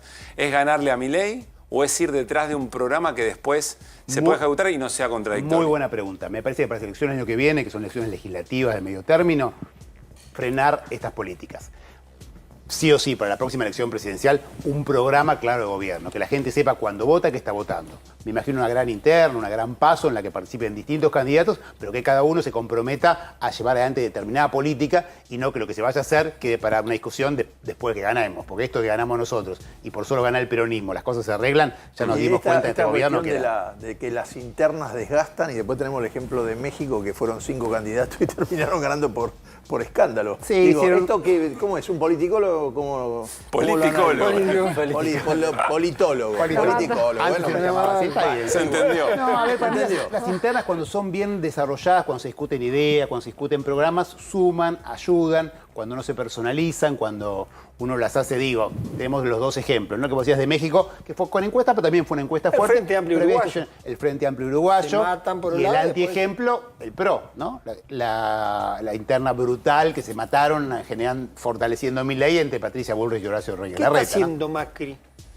Macri me parece que está en el peor de los mundos posibles, ¿no? Porque él querría haber sido Milei, pero si ustedes se acuerdan, cuando empezó su gobierno, él se creía Obama, ¿no? Lo traía Obama, hablaba en la pospolítica, ya no hay más ideologías. O sea, pasó de ser Obama a Trump en pocos segundos. Entonces, me parece que lo que le falta es la autenticidad. Y en este momento la gente se da cuenta cuando algo es auténtico o no es auténtico. Macri no es auténtico. Macri era Obama cuando lo peinaba Marcos Peña. Claro, cuando peinaba Marcos Peña y de repente un día para el otro, ¡pum!, se hizo trampista. Apareció el Real. Y ahora al extremo de Trump, ¿no? Entonces, me parece que le falta autenticidad y está en un lugar imposible, porque si a Milei le va bien, en los términos de Milei, no que no son los nuestros, que a él le vaya bien son nuestras pesadillas, pero en los términos de Milei, que a él le vaya bien, ellos desaparecen, son la UCD. Y si a Milei le va mal, ni hablar, son el frepaso. Como Manuel, última, y sé que da para mucho, por ahí la próxima charla. Agustín Rossi dijo hace poco, creo que no lo subrayamos lo suficiente, el peronismo tiene que ser revolucionario o no es nada. Será revolucionario o no será nada, consigna de otros momentos. ¿Por qué lo digo? Porque da la sensación que un frente lo suficientemente ancho como para ganar una elección, luego no tiene los consensos necesarios internos para ser profundo y solucionar los problemas a la gente. Es decir, se vuelve inocuo en resolver los problemas a la gente porque no va en la profundidad que sí fue Milei y que sí va Milei en su intento de resolver. Sí. ¿Vos cómo resolverías muy buena esto? pregunta esa. Yo creo que por eso digo, hay que ser muy fuerte en lo programático. No juntarnos todos para poder ver qué hacemos. Me parece que tenemos que hacer una frente muy amplia. Pero al menos lo programático tiene que ser profundo. ¿No? Con ideas claras y profundas, ¿no? Después está el líder que lo lleva adelante, porque en el 2002 la alianza incluyó radicales, todo, y bueno, Néstor es una cosa y la alianza posterior Alberto. Bueno, pero esa transversalidad se rompe al momento de... Pero para derrotar estas nuevas derechas, hasta ahora, vamos a ver qué pasa, ¿no? Pero hasta ahora lo que ha sido más eficiente han sido los dirigentes con convicciones firmes, pero muy amplios en construcción. Pienso en Biden, no como está ahora, pero es un Biden que representaba el ala más pro-labor, pro-sindical del Partido Demócrata, más anti-neoliberal, digamos, más antifinanciera, que gobernó y le ganó a Trump en la elección pasada, y Lula le ganó a Bolsonaro. Y era un tipo de, obviamente, muy, muy fuertes, pero con la capacidad de articular un montón de sectores. O sea, eso digo, ¿no? Como construcciones amplias, no sectarias, pero con convicciones firmes de cuál es la base de la construcción. La última me van a matar si no. ¿Ves un posible acuerdo peronismo y un sector radicalismo? Yo creo que tendríamos que sumar sector del radicalismo, sin ninguna duda. Lo de Milei es tan brutal. Milei es acá en la Argentina estamos todos acostumbrados, corríjanme. ¿Te imaginás en la ciudad un acuerdo con Lustó, por ejemplo? con todos los sectores, en la ciudad, en la provincia, en el país, con todos los sectores. Digo, es alguien que después de acostumbrarnos que todos los problemas se dan del peronismo, los 70 años de peronismo, decían, ¿no? Basta recordar lo que era Argentina cuando murió el general Perón. Menos 5% de pobreza, 1% de indigencia, 3% de desempleo, para ver estas cosas, ¿no? Pero más allá de eso, Milei dice que todo el problema no empezó en el 45, empezó en el 16. Pone a toda la democracia, que la gente empezó a votar, Argentina se pudrió. Los que estamos de acuerdo que con el voto se pueden cambiar las cosas para bien, tendríamos que empezar a estar juntos, ¿no? Juan Manuel, gracias por haber venido. No, por favor. Hacemos una nueva tanda. Nos quedan todavía varias cosas para compartir. La pobreza en la ciudad de Buenos Aires y algo que tiene que ver con esa foto que vimos recién. Juan Grabois. Acusaciones que al final terminaron en nada, pero que tuvieron un impacto muy profundo, más allá de Juan Grabois, en las personas que reciben asistencia social en los planes. Después de la tanda. Muy bien, últimos minutos de QR, ya viene Babi de Checopar, ya está el profe Campolongo y toda la barra para hacer Basta Babi en minutos nada más, pero nos queda todavía algo por compartir. Dice Irina Hauser que lo que va a contar ahora es la no noticia en realidad. ¿Cómo es eso? Bueno, la no noticia es contar que el gobierno había difundido una supuesta malversación con el Fondo de Integración Sociourbana, que además le adjudicaba a Juan Grabois, que no tiene ni tuvo ningún cargo en esta dependencia, tan importante además para el mejoramiento de los barrios, ¿no? Para la instalación de cloacas, para mejorar las viviendas, para la construcción de viviendas. Bueno, la noticia en realidad es una no noticia porque la Sindicatura General de la Nación no encontró ninguna malversación de nada. Y esta se convirtió en la noticia, ¿no? Que la Sindicatura General de la Nación no encontró irregularidades, encontró algunas fallas administrativas que aparecen en todos los informes de la SIGEN. Y es importante contar esto porque además es el mecanismo que viene utilizando el gobierno para desfinanciar algunos organismos claves en política social, ¿no? No lo ha hecho solo con este organismo, con el Fondo de Integración Sociourbana, que además hay que decir que quien está al frente, Sebastián Pareja, lo ha defendido ¿El actual titular de ese programa? Sí, ha defendido... Que me imagino que no es del gobierno anterior, es de este gobierno. Se llama Sebastián Pareja. Es el armador de la Libertad Avanza en la provincia de Buenos Aires. El armador de la Libertad Avanza en la provincia de Buenos Aires dijo que el programa estaba muy bien manejado. Que estaba bien manejado... Puesto directamente, por Karina Milei. Ah, bueno. Por Karina, un hombre de Karina Milei. Sí. Exactamente. Bueno, Juan Grabois habló sobre esto y sobre esta situación. Lo escuchamos. Creo que es importante que así como los funcionarios que no funcionan hay que señalarlos, a los que funcionan hay que reconocerlos, así como si hay alguna organización o algún dirigente que metió la mano en la lata, hay que, metafóricamente, cortársela. Hay que visibilizar la enorme mayoría que sí funcionan, que sí trabajan solidariamente, que son miles de mujeres sobre todo, dándole de comer a los pibes. Así como hay cooperativas truchas, hay miles y miles de cooperativas que han generado trabajo donde no lo generaba ni el Estado ni el mercado.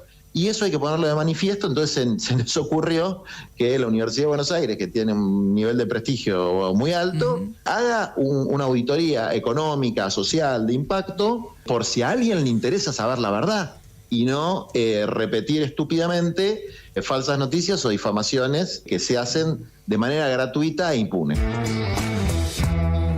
Bien, ahí estaba Juan Grabois. El FISU se venía nutriendo de impuestos, por ejemplo, del impuesto a la riqueza, y esto es lo que cortó el gobierno, ¿no? Cuando decimos cortó una política social, hizo este tipo de cosas que para lo que venían sirviendo y que esperamos que en algún momento se reanuden a partir de esto, es eso, el mejoramiento de los barrios pobres. Infraestructura en los barrios. Infraestructura en los barrios. Muy, y además... Muy importante, ¿se acuerdan? En la pelea, como se habla de la pelea contra el narcotráfico en el peor momento de Rosario, de lo que se reclamaba era que eso no se corte porque tenía que ver esa infraestructura con una mejor contención de los pibes respecto al narcotráfico, ¿no?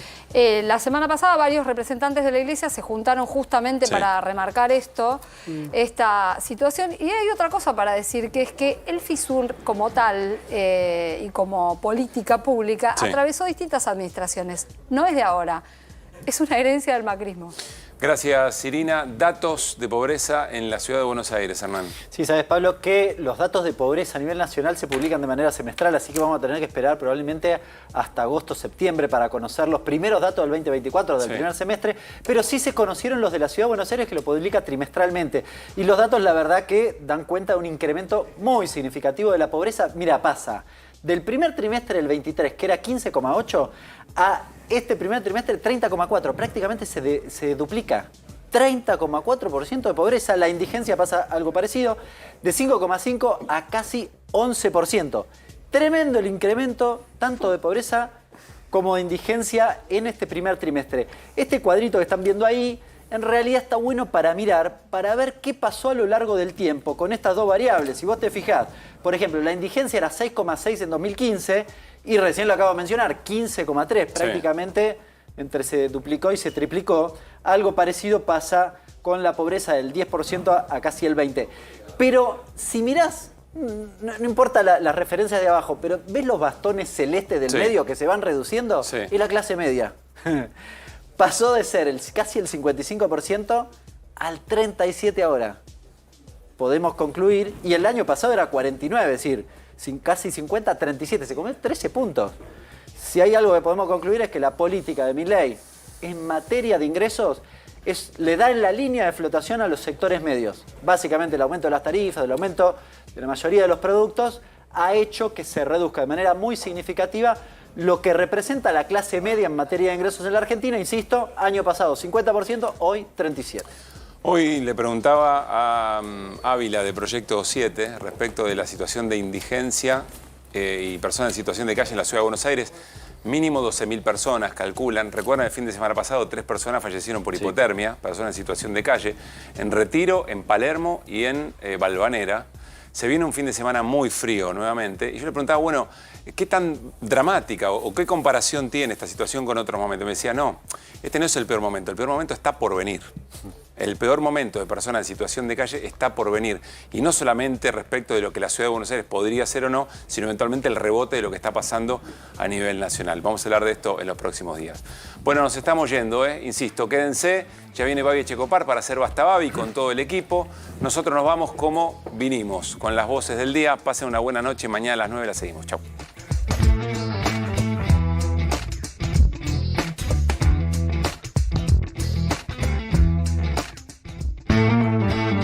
Me peleo con Javier. Bueno, yo me alejo del espacio porque es cierto que en aquel momento se tornó personalista y sectario. En tiempos no electorales, en general los partidos se alejan de mí. En tiempos electorales soy la referente moral de la nación. A ver, la inflación no es el aumento de los precios. Primero y principal. ¿Cómo que no? No. No, la definición de inflación no es esa. O sea, la definición de inflación es el aumento generalizado de los precios. No, la inflación es la pérdida de valor por la emisión. O sea, cuando vos emitís sin respaldo una moneda, va perdiendo el valor, porque hay más de eso. No hubo ni contra mí ni contra nadie ninguna denuncia penal del gobierno por este tema, porque no, por inexistencia de delito, no había nada. Pero si algún día a mí me toca ser presidente, no quiero tener el Banco Central cerca, que sea independiente, no quiero tocarlo yo. Claro que yo seguro que tengo una idea que creo que sé lo que hay que hacer en materia de política monetaria, pero la señal de que el presidente de la Nación meta la mano en el Banco Central y que el ministro de Economía anuncie la política monetaria es pésima. ¿Dónde está la gestión del gobierno? ¿Viste? Porque decir, un gobierno tiene actos institucionales, anuncios, pareciera lo único que les importa es la timba. Creo que lo estamos discutiendo hoy en la Argentina, es por enésima vez timba o producción, ¿no? La ley no tiene nombre. El nombre Ley Conan es un nombre que se viralizó, que la generaron los usuarios en las redes sociales, los medios de comunicación, los argentinos. Digamos, y para mí, sinceramente... Una chupada de media para el presidente Javier Milei. Que no hace nada bien estos altibajos en lo que son los valores y demás. Hay que apuntar a sacar este cepo también, que es tremendo, porque genera este tipo de distorsiones. Desde adentro y desde afuera, lucharemos para que los compañeros vuelvan a su puesto de trabajo en el